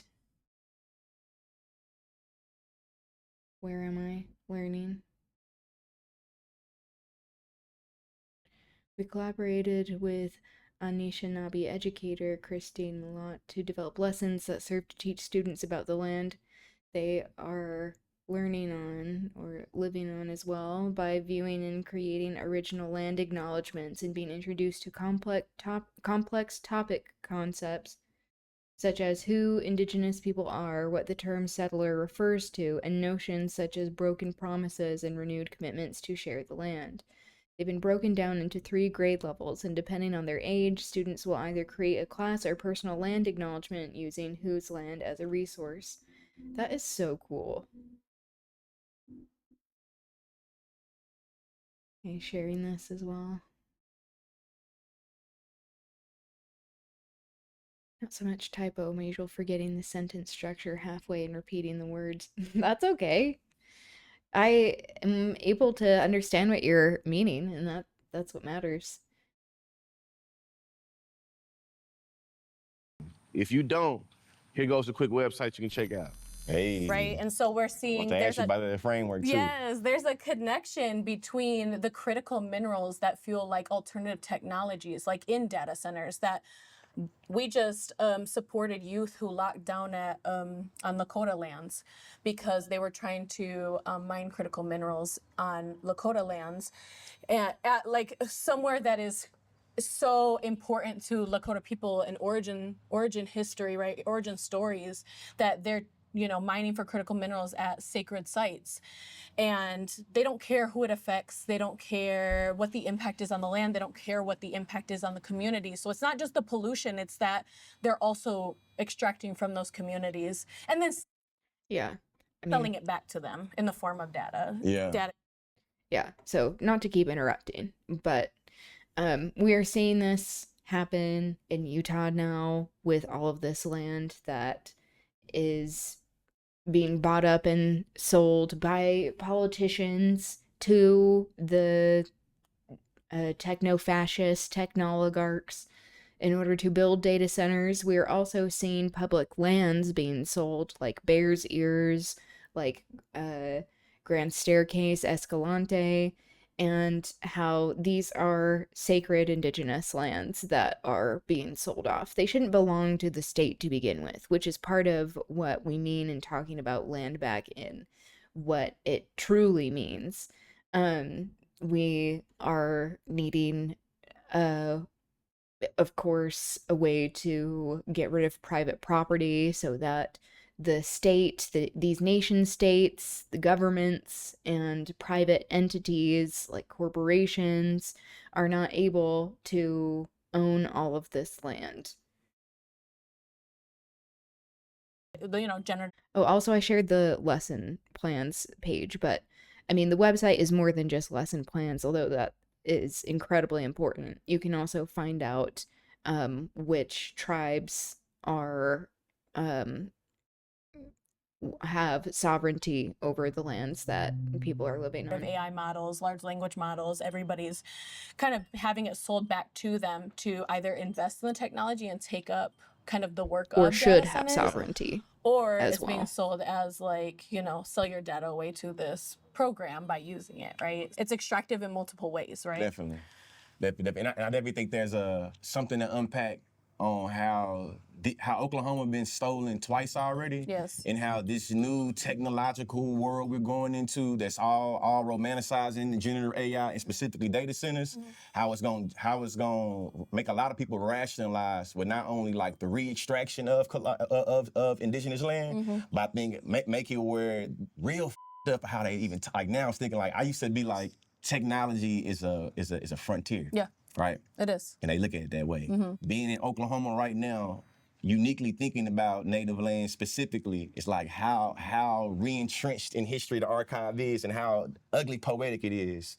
The way we talk about data and technology as it being an open frontier is still justifying abstraction of native humanity in native land the same way when it was an actual idea of a land frontier. And we see in most instances, it's no such thing. It's always a myth. And I think that's something I encourage people to think about in this video is every time we start talking about technology, there's always a trade-off in how technology is impacting, our environment, impacting our land, impacting our air, impacting our water. So when we say open frontier or open front, or we say like it's like what is the trade-off, but also like it's impacting real land and real people. And I think that every time we say it, it's an erasure that happened with indigeneity, specifically in places like Oklahoma, where you don't think about them communities that are gonna be impacted. Well, it's interesting though, because Oklahoma is so unique. We've actually had a lot of success organizing here. We've supported multiple moratoriums. We supported, I think, the first ban on data centers on, in a given area. It was with the Seminole Nation. We helped, kind of support folks to make a decision where the, tribal council there kind of took the, took the information and said, wait a second, and then moved on it, right? And so we're pushing for, people to... Indigenous tribes constantly being at the forefront of protecting the land for environmental justice because it is known that this is a way to extract resources, and also how much it hurts people and just how interconnected human life is with the environment as well. Have the information to make informed decisions, but what's actually happening here is people are rising up. Well, we supported the Seminole Nation, and then we also, have been kind of educating people, not just locally, but also nationally. So it was actually the Eastern Band of Cherokee Indians that in North Carolina that also placed a ban on their lands, right, on data centers. So let me say this, Oklahoma is different, right? And I think that, so what we're seeing, we've had a lot of success here because people kind of forget about Oklahoma, right? I feel like when we talk about the South, right? I feel like you've talked about this before, right? We talk about the South. It's not really including Oklahoma. It's kind of Southwest. It's like the crossroads, right? It's the heartland. So it's not included in these other regions. And it's kind of forgotten about. But it's an opportunity to organize because people here are fighting hard, right? Like people are rising up. They're packing out town halls. They're packing out, city council or municipal meetings. And they're packing it out and they're showing that they're interested in holding their leaders accountable. There was a town that recalled their entire city council because they voted against the interests of the people. Yeah, we have coalitions with multiracial coalitions with people across Oklahoma, and it's actually the turnout is better in rural areas than it is in urban areas. Right now, we're having a hard time with Oklahoma City because they actually passed, one of the first moratoriums, the pause on data centers in their jurisdiction in Oklahoma, but then a few weeks later, they rolled it back and created exemptions, which one of them is a hyperscale project. And so they allowed exemptions for certain projects and didn't allow a true moratorium to be in place. So now what we're seeing is now we have to fight the specific project. At the same time, there's a campaign happening in Oklahoma City to deflock Oklahoma City. And What then that mean, deflock? Deflock. So Flock is one of the companies that uses ALPR cameras as a form of surveillance to assist policing. But it's constant surveillance, 24-hour surveillance of the CCTV type population. shit. Yes, exactly. And so we don't have it here in Norman, but in Moore they have it, in Oklahoma City they have it, and they got cameras everywhere. Yeah. Norman, racial demographics is very white. The places she named, it start to get a little bit more darker, indigenous, and black, and Latino. Why do they get to have more surveillance? Why? And here, that's just have to be the obvious, like, y'all catch that. Well, cool. in Norman, they rejected Yeah, that site I just shared, deflock, that is where flock cameras are tracked, where there are resources to learn more about like what she is saying. I could bring up the website as well of LPRS.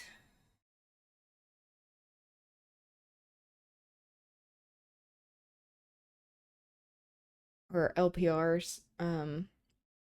LPRs mapped in the US, cities rejecting LPRs. Yeah, so it means automated license plate readers. Or AI-powered cameras that capture and analyze images of all passing vehicles, storing details like your car's location, date, and time. They also capture your car's make, model, color, and identifying features such as dents, roof racks, and bumper stickers, often turning these into searchable data points. These cameras collect data on millions of vehicles regardless of whether the driver is suspected of a crime. These systems are marketed as indispensable tools to fight a crime, but they ignore the powerful tools police already have to track criminals, such as cell phone location data, creating a loophole that doesn't require a warrant. This is the whole point. So-called justice and checks and balances. This just goes to show how the system protects itself, that cities are getting tons and tons of money to put these up. There are already these cameras everywhere.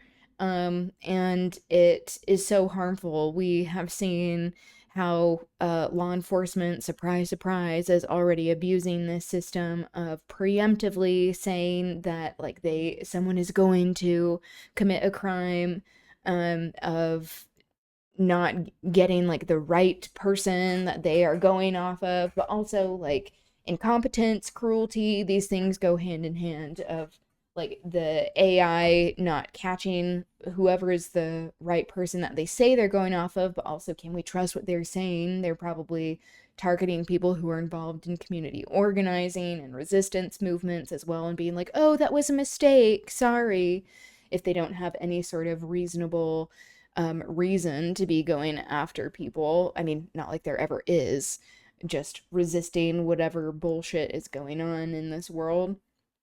But this is where you can learn more. They have a section on learning, a map to show where they all are, and like what they are talking about in this moment. There is much more of a saturation of flock cameras in communities of color and communities where there are lower incomes. So, like, that is not an accident. This is colonization, surveillance. And this is happening without any of us voting on this shit. So, like, this just goes to show how little of power we have and a say in what is going on with our material conditions.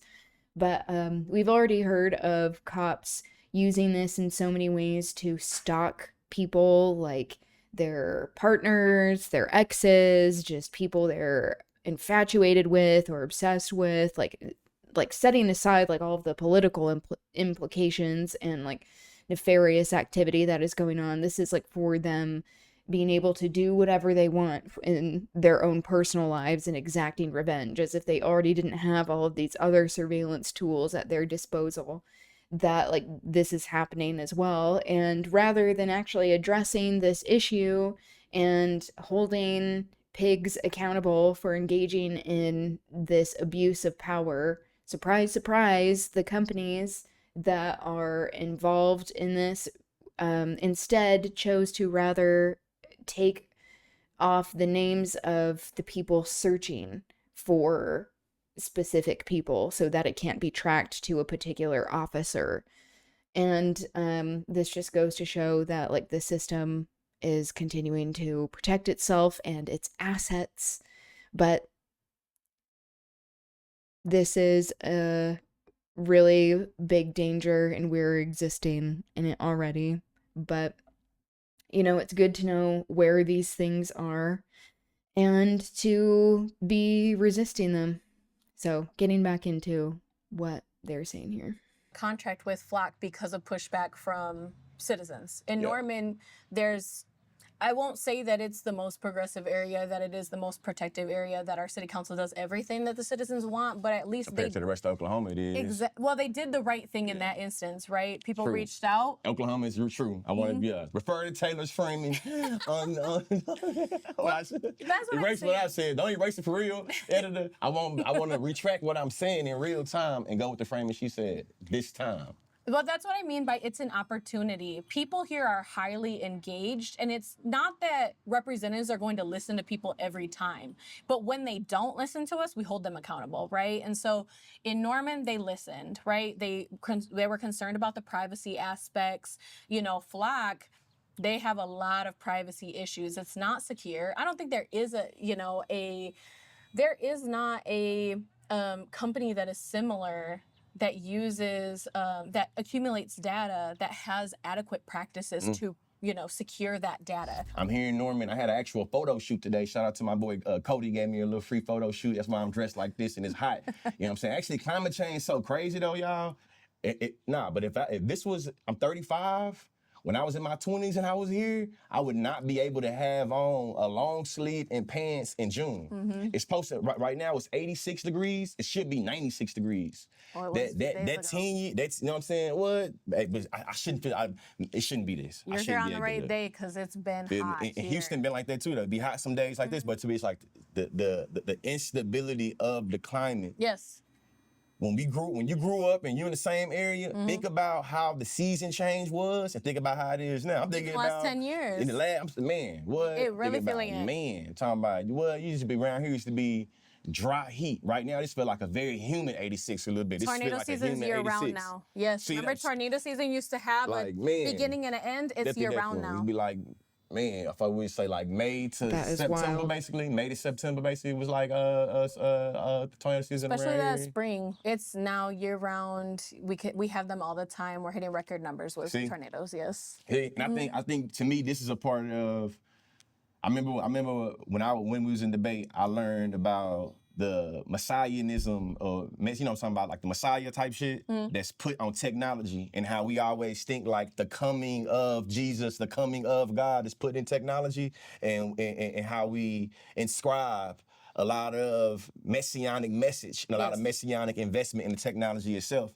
And I think in this instance, we're seeing, again, that to me, that concept of trade-off, where it's like us to have this romanticized idea of the coming of the great future with tech, it justifies us changing the climate. We can now see that, like, literally, I've talked to people here that's told me about, hey, my family owned, because y'all know, in Norman specifically, all the state hippies, all the state weirdos, one way or another, come to Oklahoma City or Norman, and I say that's somebody that fitted real well in as a transplant weirdo that was able to really call this place home for a long time. You see what I'm saying? And people from all around the state. You see what I'm saying? Well, when you say messianic, what do you mean? I see, like, to me, when I think of the Messiah, I think the coming of Jesus. I think of literally like the Messiah is coming. Right. So I think about putting that on technology. It's like the perfect future that we were promised. How right now we are exchanging convenience for clean water. You see what I'm saying? So it's like thinking about and the last part of it, part of the messianism, or the messianic, you know what I'm saying, symbolism of it. The messianic symbolism in it is that now we have rituals around how we come to technology. We have different tribal-like mentalities to justify or fight and go to war for the justification of this technology. And it's kind of like, to me, I think that how faith is almost situated, especially in like the beginning of colonial times, where it's like get down and lay I can't down. In remember my who mind, said that's it, the but some that right-wing is the nut job role we recently get put. said if Like Jesus how were to come back, he'd Catholics be in the form of AI. and the I think Joe evangelists used to Rogan do said that. African and Native populations. He was like, what's like, more you can pure? release- He's like, you see Mary what I'm was saying? I a think that's how they virgin. doing, right? What's more pure than AI? It is that. That's what It they is doing. that. But he's Because probably you not even alone. There are hear probably tech other people CEOs, saying the that biggest shit. 7 companies in data development are literally saying this. CEOs are saying that this extraction is critical for them to kind of play out their will on the world, where they can literally play God, because that's how they treat generative AI. And a lot of people don't connect those dots. They say, we don't want data centers, but then they still use ChatGPT. We connect all the dots. We call it the death cycle of AI. For them, it is playing God and enacting their will across the world in the same way that colonialism and Manifest Destiny did, right? Yep. It is the kind of new industrial revolution. They often are keep Christian saying nationalists. it's inevitable because they want it to be inevitable. They manufacture consent from the communities that they're extracting from, which have always been the same ones that they've extracted from, and use it as the building blocks to build the world that is free for them. Right? And not free for us, because then we're trapped by being working class, by being targeted, by being, having blocked access from the systems that allow them to live so, like, among their own free will, if that makes sense. So it literally is that. Where It they is have them free being will. able to play God with people's futures, where we are trading convenience, and that's how it's sold back to us as something that we then willingly participate in, because then we say, oh, but then it's so convenient for you, right? Isn't this a good thing? But we conveniently forget, or maybe have a little bit of collective amnesia on what it took for us to get there, what actually was the sacrifice, right? Telling you. What was the sacrifice to get us through the first industrial revolutions? And It's who the was same, sacrificed? exactly. And who was sacrificed? Exactly. And how come there's always a pattern on what communities and identities become sacrificial lambs for us to get that promising future? Because even thinking about the concept of manifest destiny, that fits very well into how data centers impacting native land, impacting in say native sovereignty, quote unquote. 'Cause I'm about to ask you a question about the legalities of, this, but right now in this setting, thinking about in every historical turn, the same communities and people always have to be the collateral damage. Yes.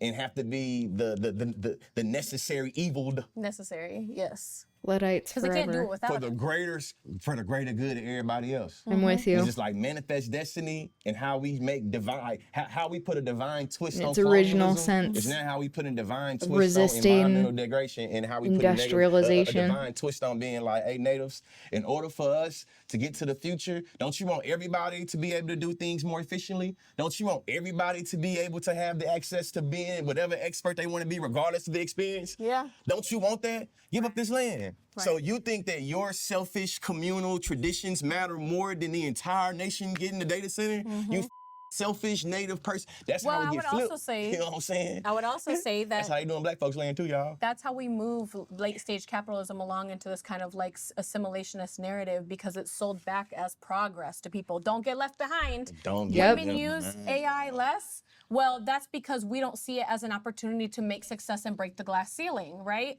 But really, Yeah, of all of these people who have come out, they're talking about such important things, like really amazing.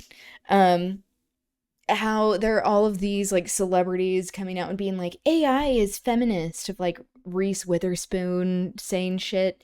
I've always been suspicious of her, so that made me feel validated. But I mean, anyone who is part of this class, this celebrity class, they're part of the 1%. And them wanting to sell it as progress is part of this pattern of behavior, exactly like what they are both talking about. And how it is being viewed as a way to be like, oh, people have more control over like different kinds of art that is made, or like access to information, and it just is this false narrative that is making it so people are being forced to use AI in so many ways, or there is a buying into it of people thinking that it's an inevitability of like a little bit ago last week I guess I could have just said last week. Last week I showed a video by someone who provided some like pretty decent analysis on Macbeth, of seeing if it is a feminist text or not. And just saying it is like one thing or another, I think is limiting. But like, and I like provided some pushback with certain things, of like, as I do when reacting to videos, of like, oh, I agree with this, I don't agree with that. But then finding out like later, this same creator has like an AI class of like, oh, we're using AI to help talk about literature and culture, and that like this training program is like one of the main ways that they're making money. So I'm like, okay, so we could have just not watched this video, because if you're saying this, I'm not going to listen to anything else that you're saying. That doesn't mean that like you didn't have like some valid points perhaps in the video, but that I was like, damn, I should have like looked up like what all of these like different parts of like the stuff that they're creating, because that came up like much later. Because like I don't want to endorse anyone who is saying that like this is part of the inevitability of being in a technological age. That it's like, you do realize that because of AI, like if AI was around in the time of Shakespeare, he wouldn't have a job. You wouldn't be having anything to analyze. That just is like so endlessly frustrating, of like even being part of like some organizing groups, and I've like described this before, but like people who are against data centers that are popping up everywhere in Utah, and that like some of the people who are like the most active were using AI to like organize certain things or like create some stuff. And it's like, how does this make sense? How does this make sense that like you are against it just being here, but you're okay if it is like still using up all these resources and extracting in other places? So like you only care if it affects your immediate area? Like, how does that make sense? Like, how does that go towards collective liberation? And it's like, there needs to be just, I think overall, just more information as to like the real world harm it causes every time AI is used. But like this data is just so incredibly suppressed, and also just goes to show like how if some of us are hurting and are oppressed, then it hurts all of us. Of like, we can't just like pick and choose the type of like liberatory movements that matter. That it's like, I mean, we all have limited time. That doesn't mean we have to be involved in everything, but like we have to see the interconnected nature of it all, because people then become collateral damage. And this is where there can be harmful hierarchies in organizing spaces. So like, the issue is hierarchy and not viewing everyone as being part of a collective. I found this anti-fascist auntie on Twitch yesterday. She was telling me about Musk's most recent project, a huge SpaceX site on the wetlands in Louisiana. Oh my god. Yeah, and of course it's probably like sacred indigenous land that, you know, it just is never ending. And because they don't feel an existential threat for themselves, they will keep going and going and going. The people in the ruling class, the 1%, these billionaires, this trillionaire, because they don't have anything else to do. Because they have all of their needs met. And what they are then bent on is protecting their power and wanting to continue this global domination. It is. If you don't mind, if you wanted to share their account, I would love to give them a follow and a shout out. Of kind of then recognizing that as a oppressed group, as a targeted group historically, that we should not give in to those narratives, because it collectively sacrifices us, and it's literally propaganda to try to get us into buy into a system that doesn't actually benefit us. It's not bootstraps. We know that myth doesn't actually we know it's a myth, right? That bootstraps, if we just, you know, participate in the systems, work hard enough, that somehow it'll pay off for us. It was never meant to benefit us. Yeah. It's an unequal system in which wealth accumulation happens for the world's first trillionaire, right? While some people don't have food. Speaking of, People literally don't have food, don't have access to healthcare, and are getting their lands taken from them as well. The only thing that they do have, right? Their lands, their water, all those things taken from them. And also something very fundamental that I think is one thing that Oklahomans really like rally around is our privacy and our dignity, right? Yeah. To go back to the flock thing, 24-hour surveillance is fundamentally against people's identities, right? Mm-hmm. They enjoy their privacy, if not anything else, privacy and the ability to live like, you know, securely. That's something that people value. And so a lot of people don't connect the dots, right, between data centers and surveillance. But as, you know, as my friend Ash says, when something is free, you're the product, right? For sure, every time. For sure. Social media, all that. When it's free, everything we got access to, we the data. And I think that's something that we should also, I'm gonna put want to acknowledge something explicitly. is free, you're the product. When we talking about how face recognition works, or I use the concept of talking about like biopower, I'm talking about biopolitics, and talking about all that specifically, they are building surveillance and perfecting surveillance based off of surveilling particular communities. Communities that's already policed, communities that's already disenfranchised, communities already getting messed over politically, socially, economically. They're building multi-billion dollars, in some instances $trillion is what we're gonna start getting into, you feel me, industries based off of using these people. There's people that y'all say is lazy, that have no value, they building multi-million dollar, $trillion-dollar, billion-dollar industries. Why do they need generative AI to build entire dossiers on people, right? Yeah. If they're you know, if they're not valuable, if they're not valuable people, why are they building these entire systems to track the data around these people, right? Yeah. Yes, exactly. She was also telling me about Cards Against Humanity's most recent project. They bought up some land years back to get in the way of Trump's border wall. The land is now nestled among a lot of SpaceX land, so they want to make a huge statue to mock Musk on their land. So they've made a design committee. What? Whoa. I didn't know that. The fact that they are even buying up land. Wow. I mean, people invested in satire. That's cool. I love to hear that. It's like, it's not an accident that all of this is happening with uh the same technology that has been tested on Palestinians in building up databases, in trying out forms of surveillance with Palantir, how that has been used on Palestinians and how that is being used by ICE, that this surveillance is also being able to be used by ICE, where it's like, normally in order to have access to a private company's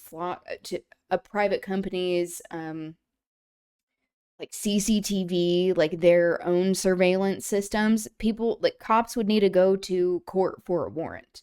And of course, like, is that system just to begin with? But like, they're placing flock cameras inside some private businesses as well. So it's like, this just goes to show no one is safe. And like, why do they have cameras there? There are even like cameras in places where employees are at, or like especially where employees are at. It's because there are more demographics that are working in particular places, like fast food chains in particular neighborhoods that fall under particular demographics, mostly people of color, that it's like, that is not an accident.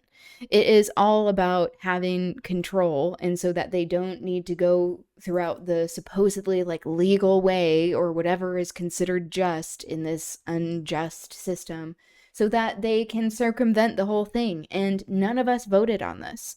None of us have had any sort of a say in this, which should make us all question the system itself that is allowing this to happen in the first place.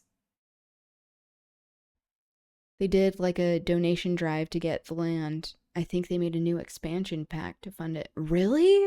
I didn't know that. Wow, they're into more advocacy than what I expected. Hello, Zoop. Yet another reason to stay masked up in public. Yep, exactly. Wear a mask. This helps in protecting identities, the surveillance state, and also to make the world more accessible for people who are dealing with chronic illness, that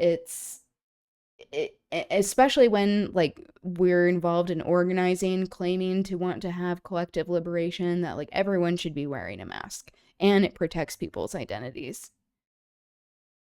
Meowdy, love the grungy look today. Thank you. Everyone, go follow, subscribe to Zoop. Zoop does queer movie nights in their Discord, and I joined this last one, and it was a delight. We watched the movie Pariah, which I had been wanting to see and I had not seen, and it's a very important movie. And being able to like use digital technology in a way that is connective was really cool. Oh, is this about the... Okay. Who wants to fuck with Elon Musk? Yeah, say less. In 2017, 150,000 people paid Cards Against Humanity $15 to protect a pristine parcel of land on the US-Mexico border from racist billionaire Donald Trump's stupid wall. In 2024, an even richer, more racist billionaire, Elon Musk, snuck up on us from behind and completely fucked that land with gravel, tractors, and space garbage. So we took Musk's ass to court for defiling our property. We battled his team of expensive, jizz-gargling lawyers. I mean, jizz gargling doesn't have to be bad. Like, in this context, it's his. So anytime he is involved, it's just, you know, that is not to be desired whatsoever. Vile, even. And he admitted that his company did, in fact, fuck up our land. Then they left. Now our parcel has been annexed into a town called Starbase. Yeah, this is something I've heard of another billionaire doing this. One of these shitheads. I mean, they're all doing this bullshit. Like if it was Zuckerberg or whatever the fuck. A corporate hellscape littered with broken rockets and ugly mansions for Musk's executives.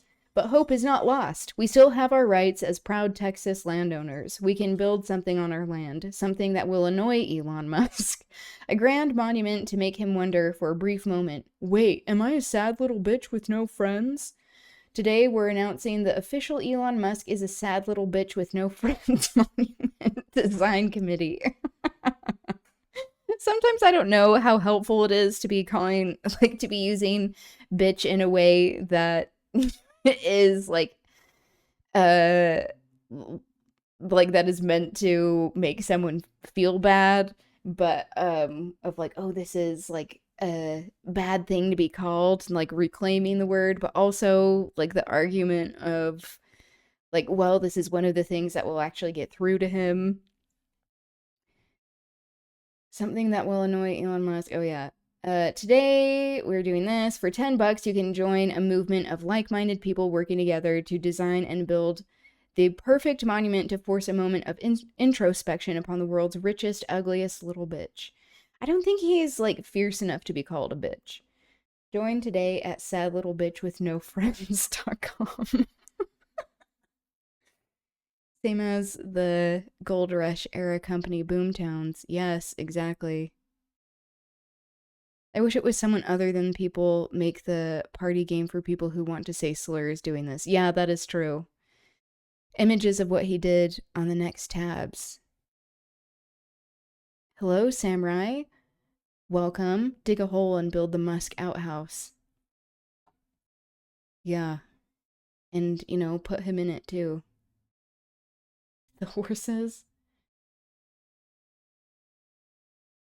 I know that is the thing with Cards Against Humanity, is that like it can provide a permission structure for people to be extremely bigoted. You can also support the cause by getting one of our new expansions. 10% of profits will support the monument. Yeah, the combination of like profit and activism, that's always problematic. But yeah, 2017, 2024. Yeah, it's good to be having people speak out against these things, but also calling out when things are falling short.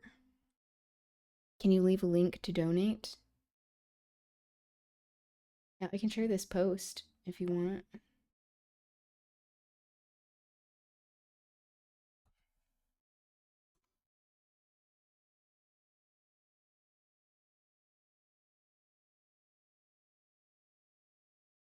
Yeah, it just goes to show how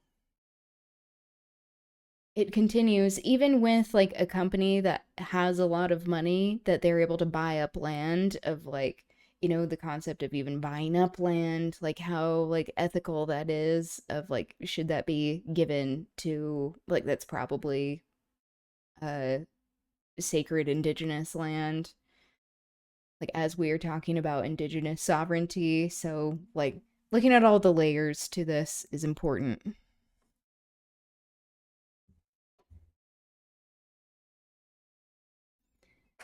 They're just libertarian shitheads.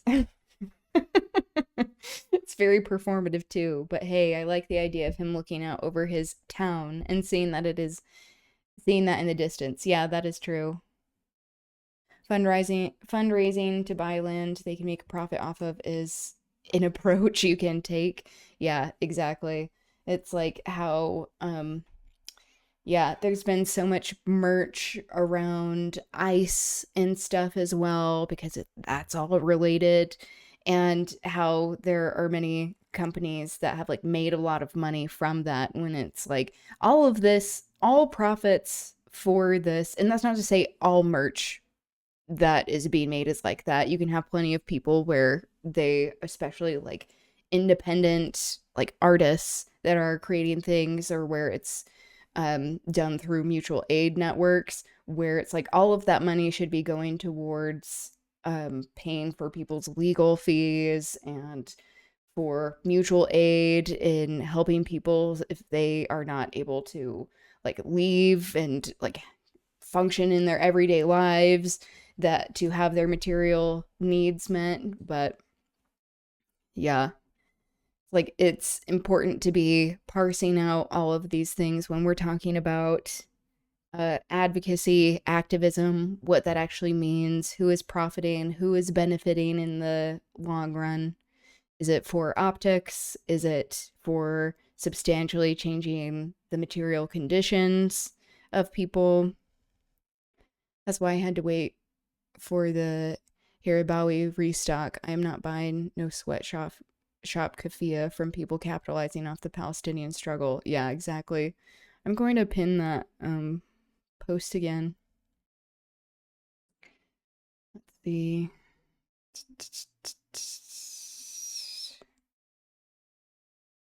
Where was that? I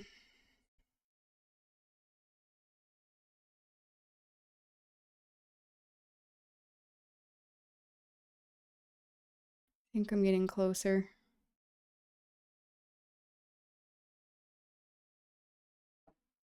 Rather support the Hirbawi family and their last remaining factory in Hebron. Yeah, exactly. Let me see. I think I saved it over here. Deet, deet, deet.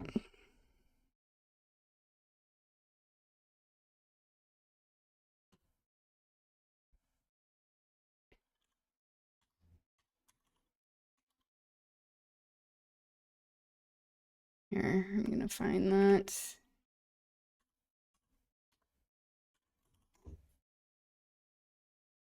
Okay, here we go. I'll pin this again. Okay, I think that is all we have time for today, at least for that video, but let's finish that tomorrow and then continue talking about indigenous sovereignty.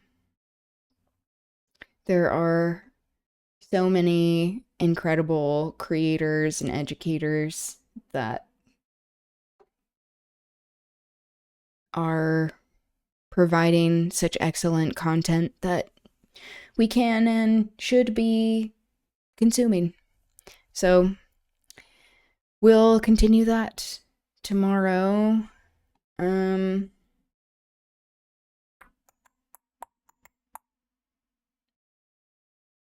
So switching gears a bit to get into Macbeth, like as we have been talking about, like the extraction of resources for colonial projects, that, you know, this is something that has been going on for a very long time, and that this was happening in Shakespeare's day and before.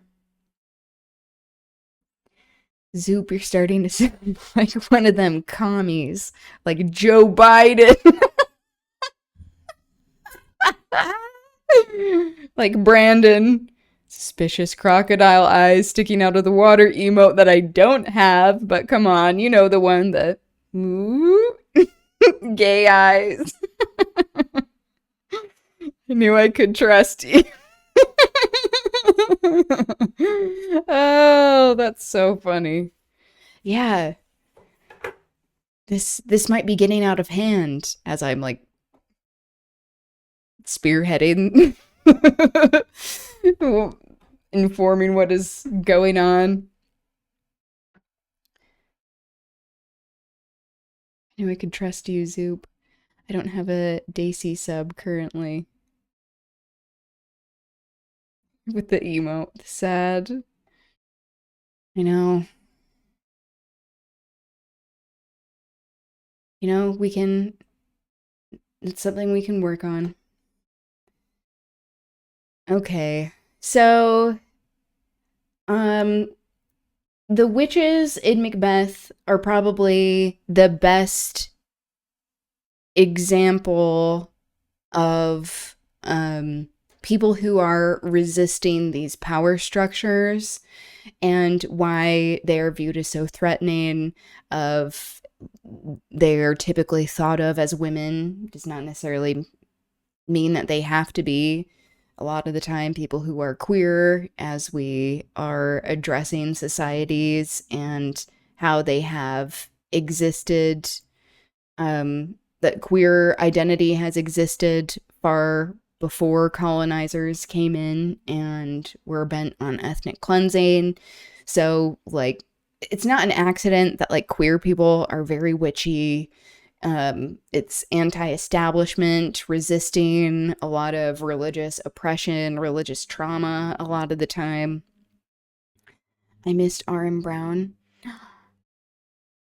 Sadly, yes. We watched RM at the beginning. He was watching the Tim Pool. Yeah, which one did you watch? It was the Tim Pool one and the Timmy TT one, as he would say. But it is a good one.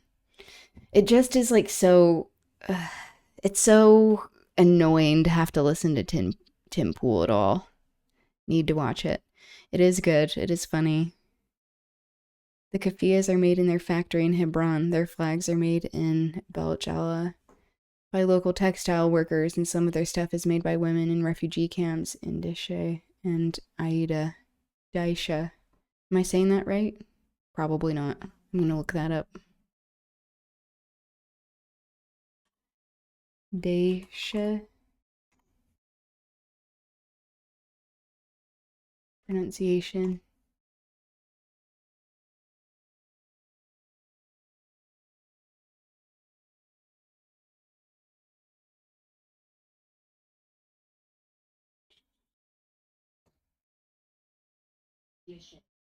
Daisha.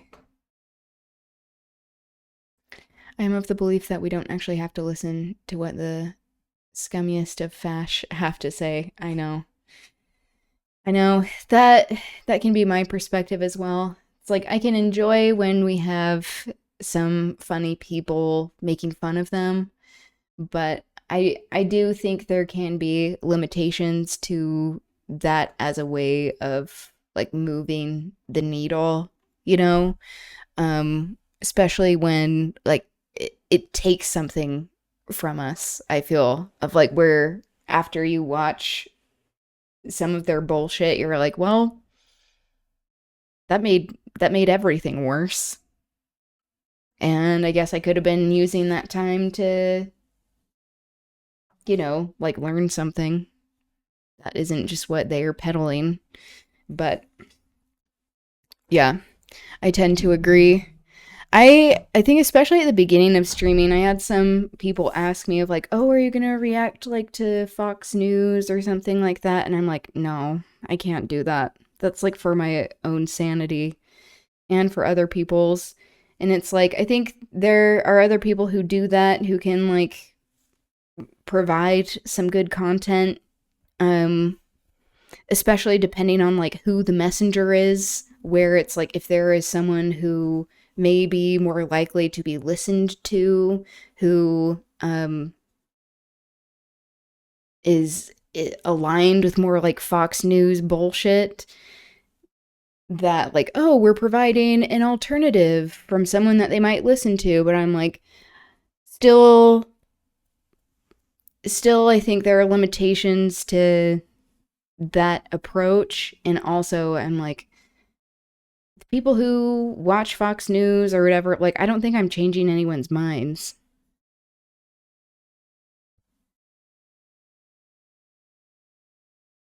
Tim Pool got some CTE bouncing that shiny head off the ground while failing to skate. It looked like he also had like an iron cross on one of his skateboards in like the background of his video, that I'm like, yep, that's not surprising. Also gross. But I know like there are many people who skate that make fun of him because he thinks he skates. I mean, among many things of like why he is made fun of. I think we haven't learned anything from Jon Stewart in the thousands, which is that making entertainment out of politics does not actually affect change. Yep. Zoop, you're starting to sound like one of them commie. Now we need that emote again. Most skaters I know would split his head with that. I know. Yeah, there are a lot of really cool skaters that are like, you know, not idiots, fascist idiots. Yes, exactly. Uh-oh. Uh-oh, we have a hammer and sickle. I grew up skateboarding, and there's a YouTuber I watch that goes into his bullshit he pulls in the skate community. Yeah, where it's like the whole point of like skateboarding, like there's a lot of crossover with skateboarders and people who are gifted hater. Yeah. Um I just think it's a pleasing color contrast. Oh, okay. That's what it was. That's good to know. Um what a lot of people like even are drawn to with skateboarding is like, like it is fun for people, but also it's very anti-establishment of like a protest against what people think of as property and ownership and like who belongs in certain spaces and what activities are allowed, where it is anti-establishment. So it seems like very antithetical to have someone who's conservative as a skateboarder of like, okay, do you even where do you actually skate then? Okay. Using corporations' property as your playground. Yes, I love that. I love that. Where it's like, especially like skateboarders get the pigs called on them all the time of like, oh, you shouldn't be here and you shouldn't be doing that. And it's like, it's a rail. No one's using that. I mean, some people use that or like a ledge, but like, how about we use it in a fun way? Like it can have like constructive purposes and also fun purposes. Like how is this any different? I think what skaters face at the hands of guards on private property kind of forces them into some kind of awakening. Yeah, that is true. And a lot of drug use as well. I mean, not all the time, but there's a crossover there. Yeah, and there can be like plenty of accepting spaces of like where there are a lot of people who feel like, and like maybe over the past like decade or so, that's not as much of like how it started out, but like skating was kind of more of like people who felt like outcasts, and it was a way for people to gather. I don't know. I feel like y'all aren't considering how the black marks on a ledge affect the relevant shareholders. I know. Ugh, I forgot about that because they'll see it. We know that they will see it for sure. They'll absolutely see it. And we know it will give them nightmares. I'd forgotten about the shareholders. I know. God damn it. People really aren't thinking about them, and that's something we need to correct. You know? Just to be clear, all of this is sarcasm, which I realize ruins the bit, but I just want that want that to be clear. True. We need to take their feelings into account. Yeah. Into their accounts. Because it will not affect their accounts, but like hypothetically, the hostile architecture against skaters at the very least makes them notice those kinds of practices more. Yeah, that is true.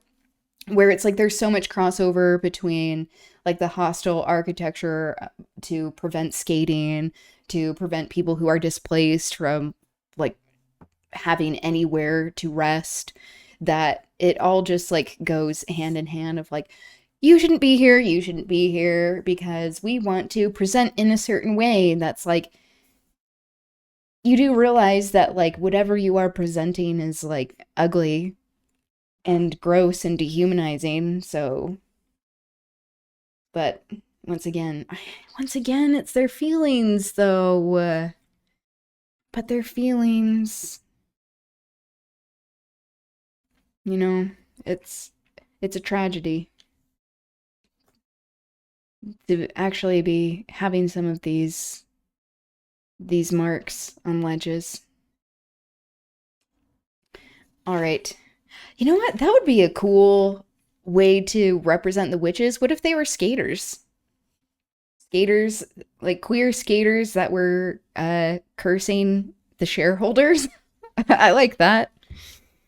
And they also have like a cauldron mixing up potions. I guess that's where some of the drugs could come in. Anyway, this is this is Act 4 of Macbeth, and this is Scene 1. So, enter the witches. A cauldron and thunder. Because witches are thought to control the weather. Oh yeah. So they're just called First Witch, Second Witch, Third Witch. Do we want to give them names? I'll take any suggestions if people are interested.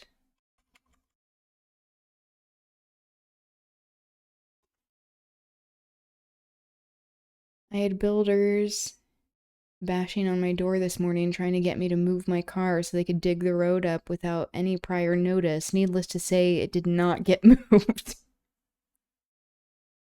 I think you got to name at least one after Silvia Federici. Okay, I like that. Okay, we'll have the first one be Sylvia. I'm looking up Scottish names. Okay, I like that. Sylvia.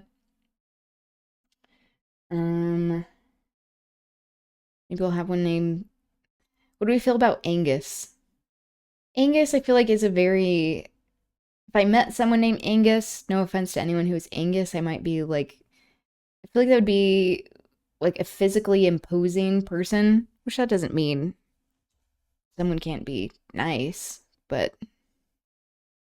I thought I recognized that name. I have Caliban and the Witch on my reading list. I know. I've only read excerpts of that. I need to read the full thing.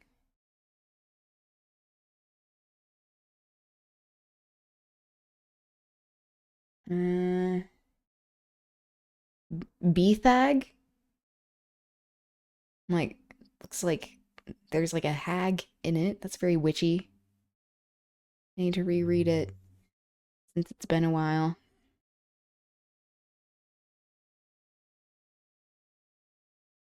Okay, Baltair.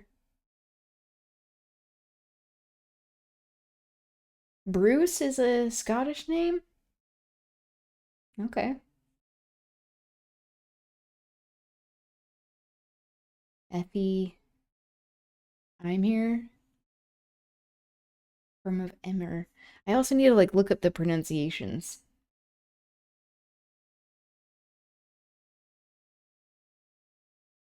Fergie. Fergie is a Scottish name? Okay. How about we do this? We'll have Sylvia be the first one. I'll have Angus be the second one. Which that I think that fits anyway. I've been doing Angus as in my mind more androgynous. Whatever that means. And Fiona? Should we do Fiona? Okay. That'll be the third witch. First witch, Sylvia. Thrice the brinded... Brinded? I'm already off to not a great start. Maisie, a name in Scots. Okay, let's have the third witch be Maisie. So we have Sylvia, Angus, and Maisie. I like that. Brinded. Brindled. Brindled, okay. What does brindled mean? I don't know what that means.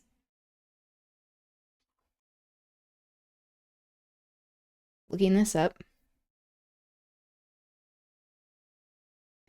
A lot of the Scottish names that come up are the anglicized versions from what I can see. Yeah, that's also kind of what I've been gathering.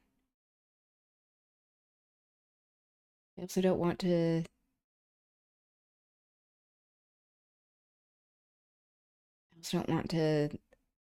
mispronounce anything, so I may look that up. Why isn't this loading?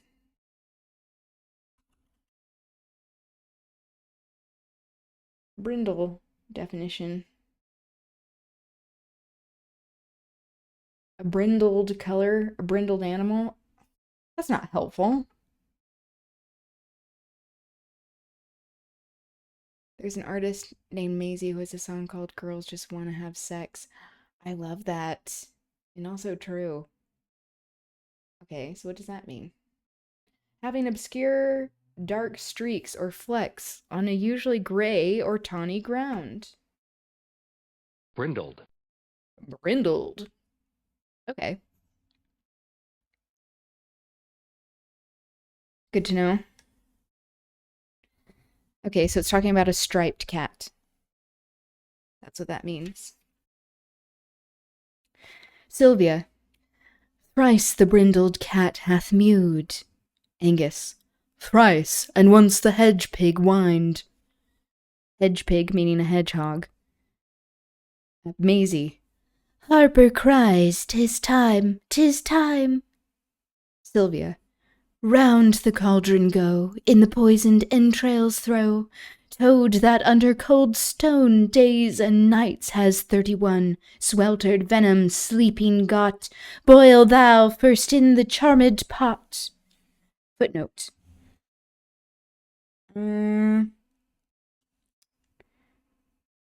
Has for 31 days and nights exuded poison formed during sleep.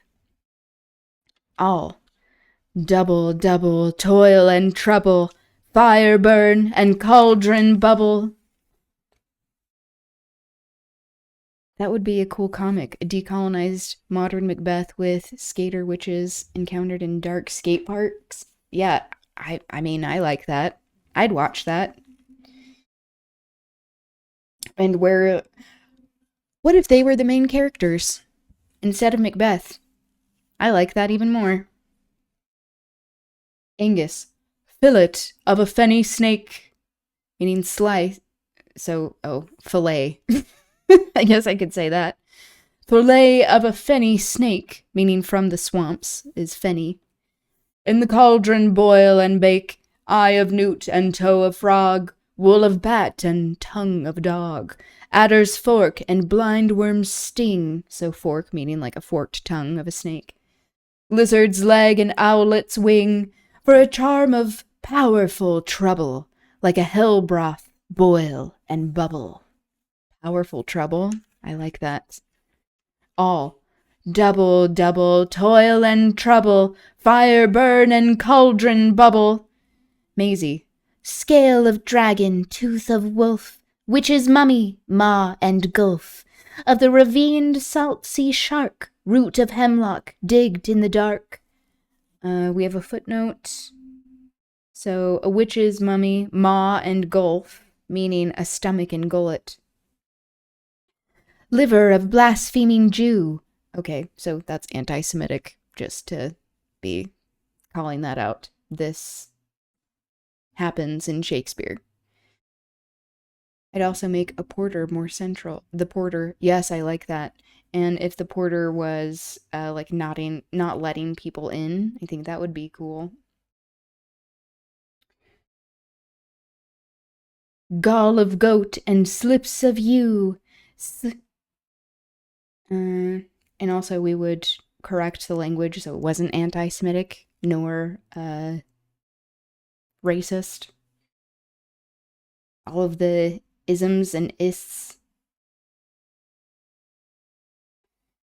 Slivered in the moon's eclipse, nose of Turk and Tartar's lips.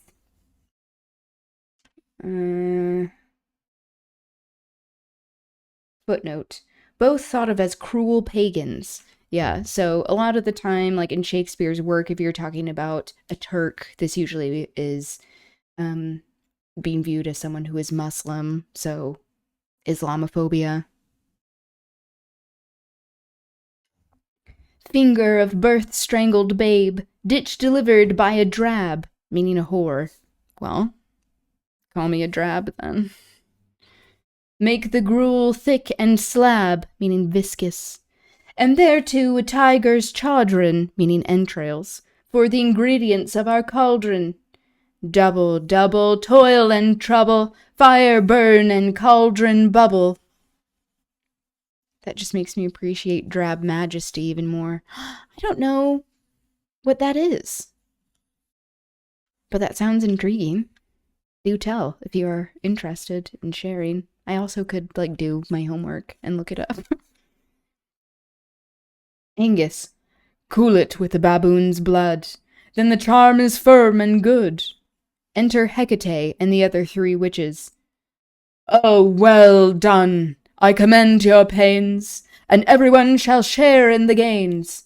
And now about the cauldron sing, like elves and fairies in a ring, enchanting all that you put in. Music and a song. Hecate, black spirits and white, red spirits and grey, mingle, mingle, mingle that you that mingle may. Footnote. Okay, one of the versions of Shakespeare only includes the first line of this song. The songs in Shakespeare seem to vary from, edition to edition, because there are different versions that would be written during his lifetime.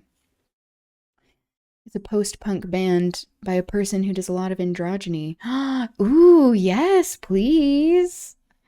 I love that. Thank you for sharing.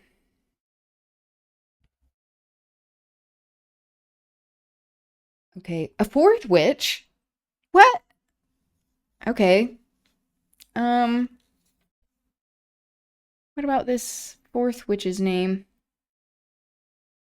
Callum? Wait, no, that seems like that's English.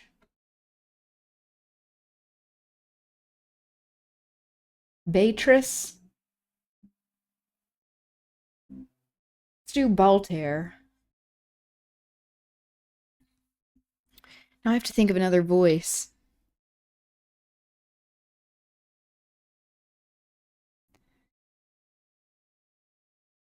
Oh, and the first word they say is titty, so that's fun. Which means the proper names are the names of spirits. Titty, tiffin, keep it stiffin. Well, I like where they're going with this. Also got another song by Saba for Culture Corner. Ooh, the Palestinian US artist I sent that had the melodic song the other week. Yes, I would love that. Yeah, if you want to share. Thank you. Fire Drake, Pucky, make it lucky. Liard Robin, you must bobbin. All. Round, around, around, about, all ill come running in, all good keep out. Voltaire, here's the blood of a bat. Hecate, put in that, oh, put in that. 5th witch, oh, God. Okay, how about, this person's name is Fife. So that does seem to be Scottish.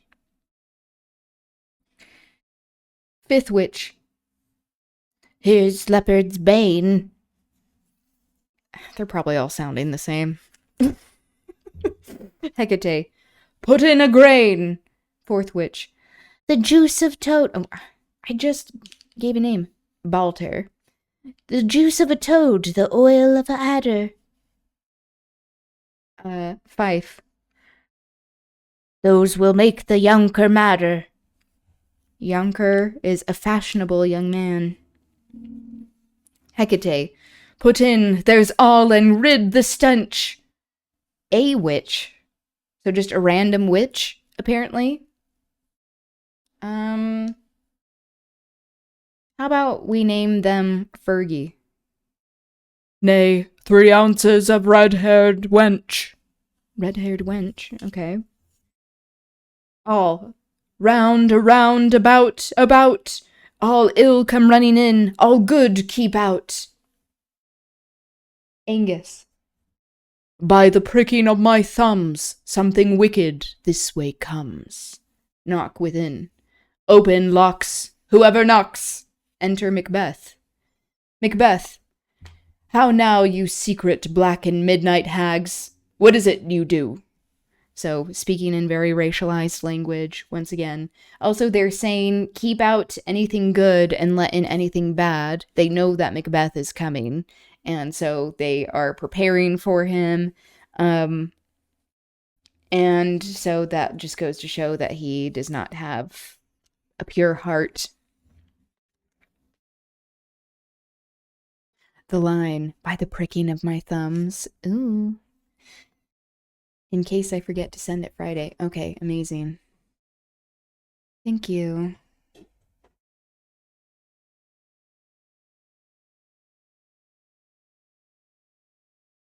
Thank you very much. Okay. All the witches. A deed without a name. They're like, you don't need to know what we're up to. We're cursing you. Ha ha ha ha. As they should. I've been heavily considering saving up so I have the means to volunteer for the Olive Harvest in the West Bank next year. That's amazing. But on the off chance anyone has the means and ability this year, they are currently looking for volunteers this year. Wow. Thank you for sharing that, Linton. That would be so cool. Is there like a particular like organization that it is done through, or like a mutual aid network? Or it's just community led? Not just community led? Thank you for letting us know about that. Let me find it. Okay, amazing. Yeah, and feel free to drop that in the chat. And also pin it too, if you desire. Macbeth. I conjure you by that which you profess, meaning the black arts. Howe'er you come to know it, answer me. Though you untie the winds and let them fight against the churches, though the yeasty waves confound and swallow navigation up, though bladed corn be lodged and trees blown down, though castles topple on their warders' heads, though palaces and pyramids do slope their heads to their foundations through the treasure of nature's Germans, tumble altogether, even till destruction sicken, answer me to what I ask you. Answer me. Like, shut up. Okay, so we have a footnote about of nature's Germans. It's Germens.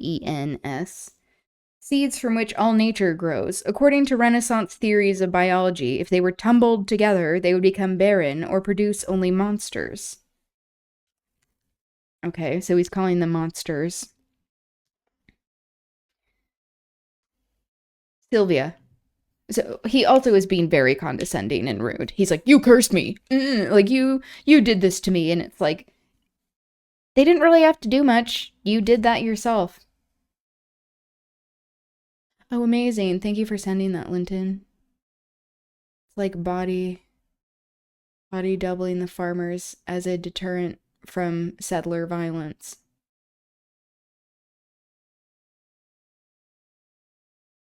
That's amazing. Yeah, I'll also share this link with for the Discord and for posting the VOD. Incredible.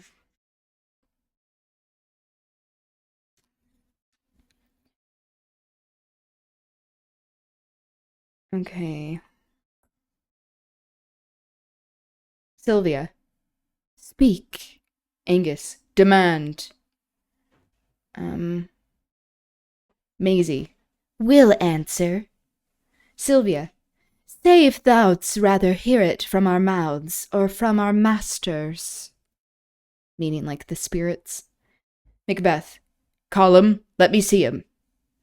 Sylvia. Pour in sow's blood that hath eaten her 9 farrow, grease that sweeten, that sweaten, meaning sweated. Her 9 farrow, that's meaning a litter of 9. From the murderer's gibbet throw, meaning a gallows, into the flame, all the witches. Come high or low, thyself in office deftly show. Thunder. First apparition, an armed head. Macbeth. Tell me, thou unknown power. Sylvia. He knows thy thought. Hear his speech, but say thou not. Okay. This is why the witches are cool. She's like, shut up, listen to what he says. He already knows what you're going to say. You don't know what he is going to say. First apparition. Macbeth, Macbeth, Macbeth, beware Macduff. Beware the Thane of Fife. Dismiss me. Enough. Apparition descends. Macbeth. Whate'er thou art, for thy good caution thanks. Thou hast harped my fear aright. But one word more. Oh, I love this too. Sylvia. He will not be commanded. Here's another, more potent than the first. She's like, you may be king, but you can't command the spirits. You can't command the supernatural.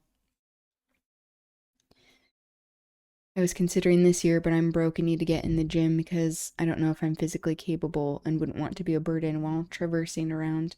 I mean, I think that's a good thing to be considering. Also, like, being prepared for self-defense is very important. But, yeah, I didn't even know that was happening. Thank you for sharing. That is incredible. Yeah, there's also, like, a place to learn more about what's going on for the harvest, donating, contacting for any questions. Yeah. Incredible. That is so needed.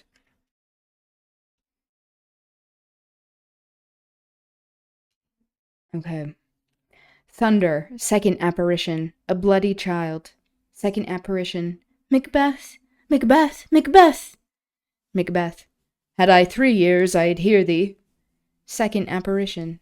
I guess, yeah, we don't know their names. I guess we could give them names. Maybe I should have done that before reading today. I was giving them all names. Be bloody, bold, and resolute. Laugh to scorn the power of man, for none of woman born shall harm Macbeth. Apparition descends. Macbeth. Then live Macduff. What need I fear thee? But yet I'll make assurance double sure. And take a bond of fate thou shalt not live, that I may tell pale-hearted fear it lies, and sleep in spite of thunder.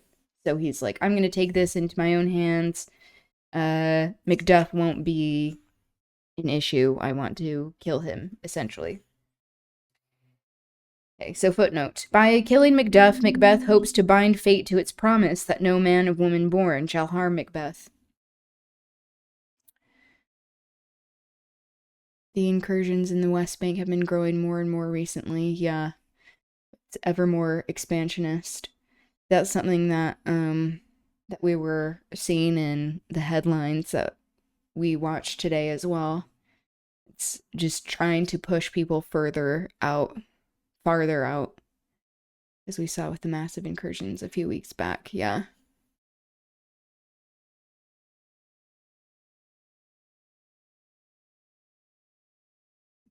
Thunder, third apparition, a child crowned with a tree in his hand. Footnote, signifying Malcolm. The tree anticipates Act 5, Scene 5. Okay. So, keep that in mind. This will be important symbolism as we go on. What is this that rises like the issue of a king, and wears upon his baby brow the round and top of sovereignty? He's like, who's gonna take my crown? All the witches. Listen, but speak not to it. Yes. I like that. Third apparition. Be lion-mettled, proud, and take no care who chafes, who frets, or where conspirers are. Macbeth shall never vanquished be until great Birnam Wood to high Dunsinane Hill shall come against him. Apparition descends. Macbeth. That will never be. And who can impress the forest, bid the tree, unfix his earth-bound root? Sweet bodements. Good. Rebellious dead, rise never till the wood of Burnham rise, and on's high place Macbeth shall live the lease of nature, pay his breath to time and mortal custom. So he's getting cocky. He's like, oh, this will never happen when trees move. What did he just say? Time and mortal custom. The custom of mortality or natural death. Yet my heart throbs to know one thing.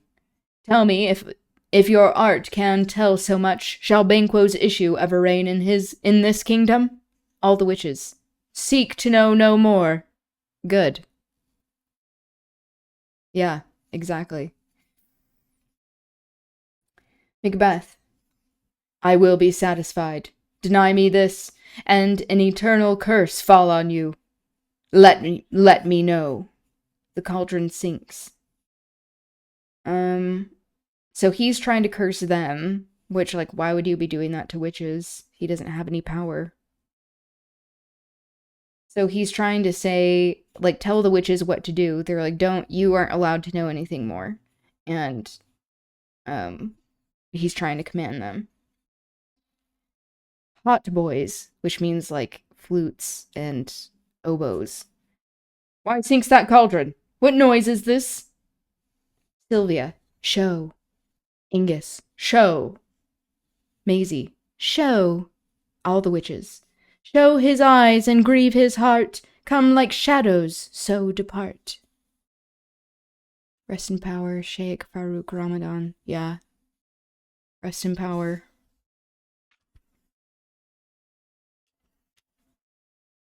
I know, I think there was... Let me see something.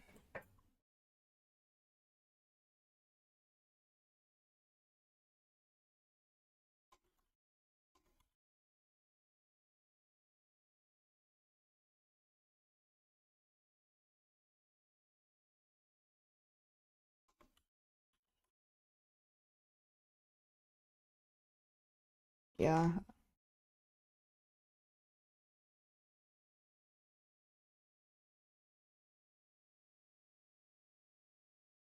I know that there were some donations happening in his name as well.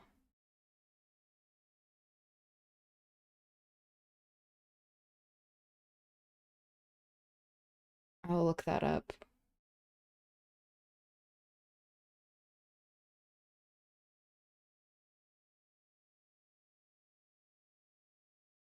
Yeah, a story of an unarmed Palestinian who seized the weapon from settlers. Yeah, and this happened recently. Yeah, I'll figure out the one in particular that I had found.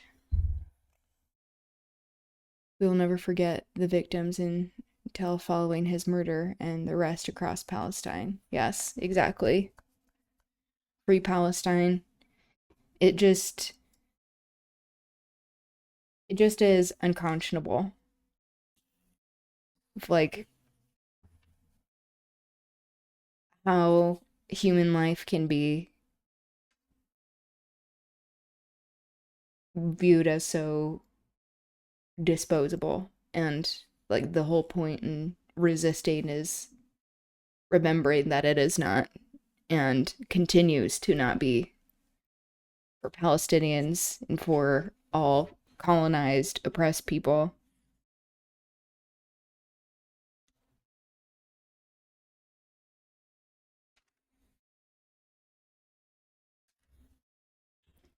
Yeah, I'll find that specific donation that I was looking at before in his name.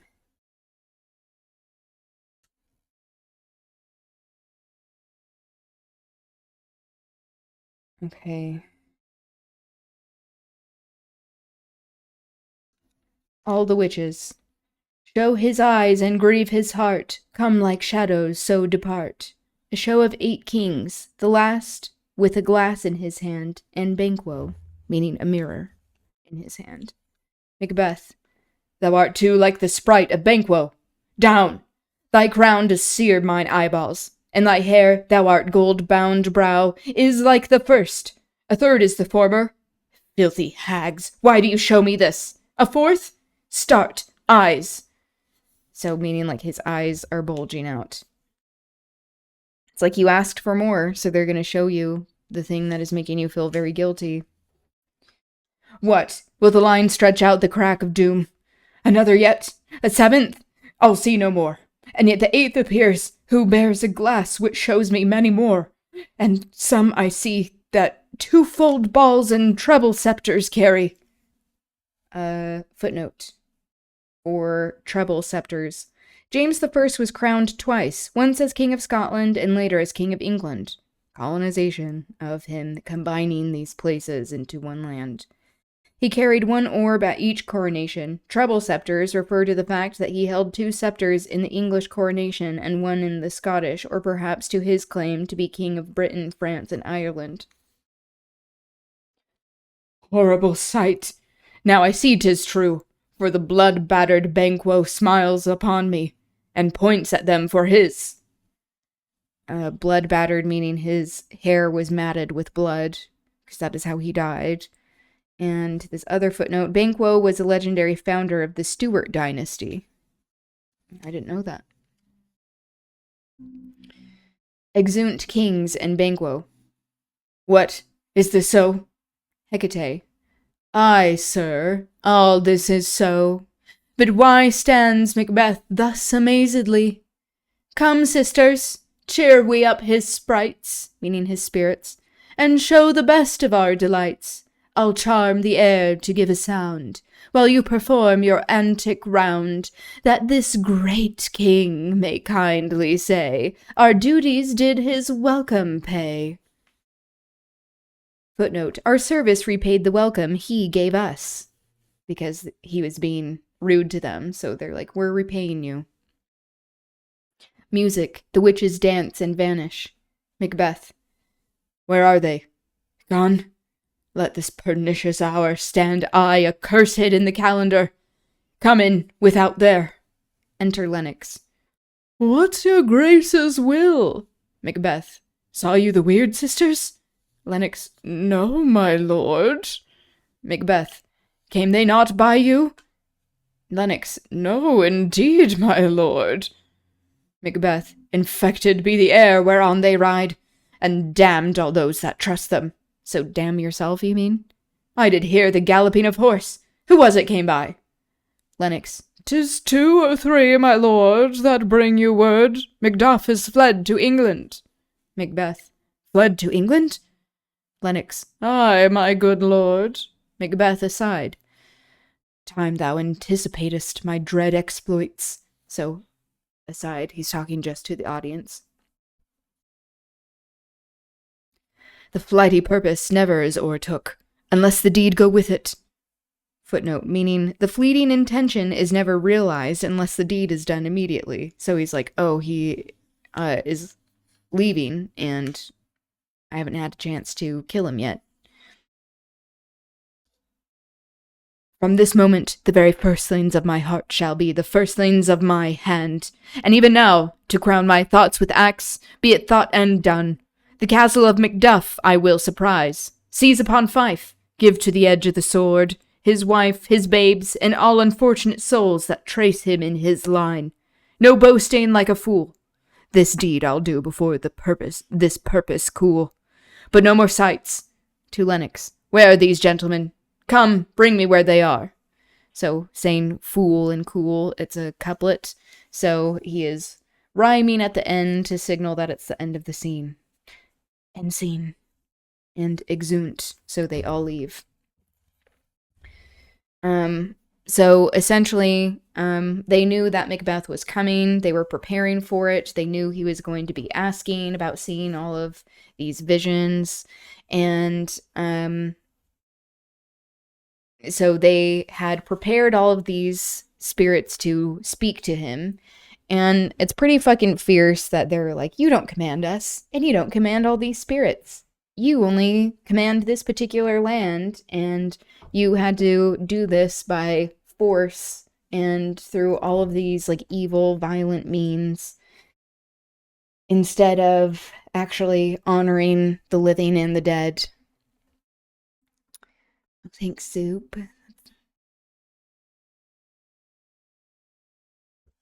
All right, let's see.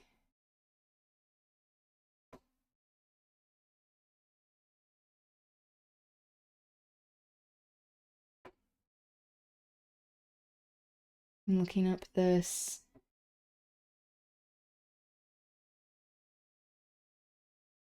donation.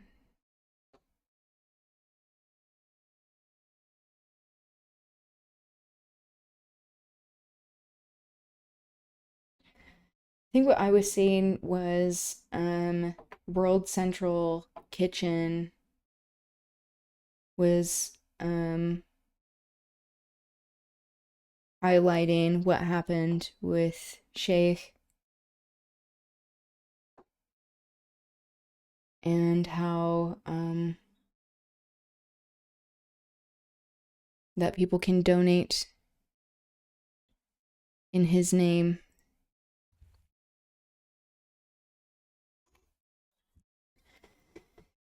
Being read to is so nice. Oh, I hope so. That's something that, like, I think that's not something we grow out of. It is like a very, like, it happens when we're kids and then we aren't really read to as adults. It's like there are audiobooks, but I think it's different having someone do it like in real time. So, yeah, I think adults like being read to. I think just humans do. All right. That'll be it for me today. Oh, I do know that water is on right now. We could do a cute little raid.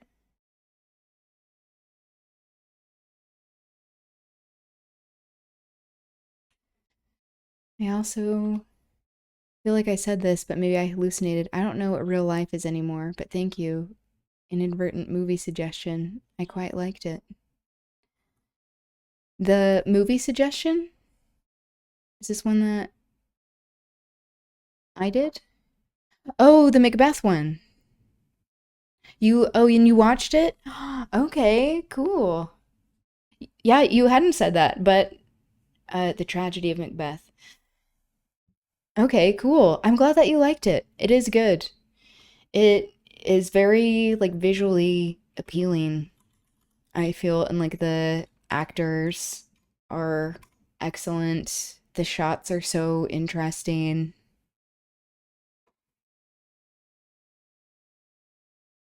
All right.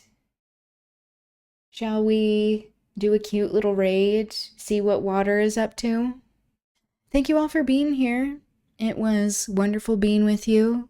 I appreciate you all. I hope you have a good rest of your day, evening, wherever you are. And I will see you soon. Yeah, thank you for being here. I appreciate you all. Okay, bye.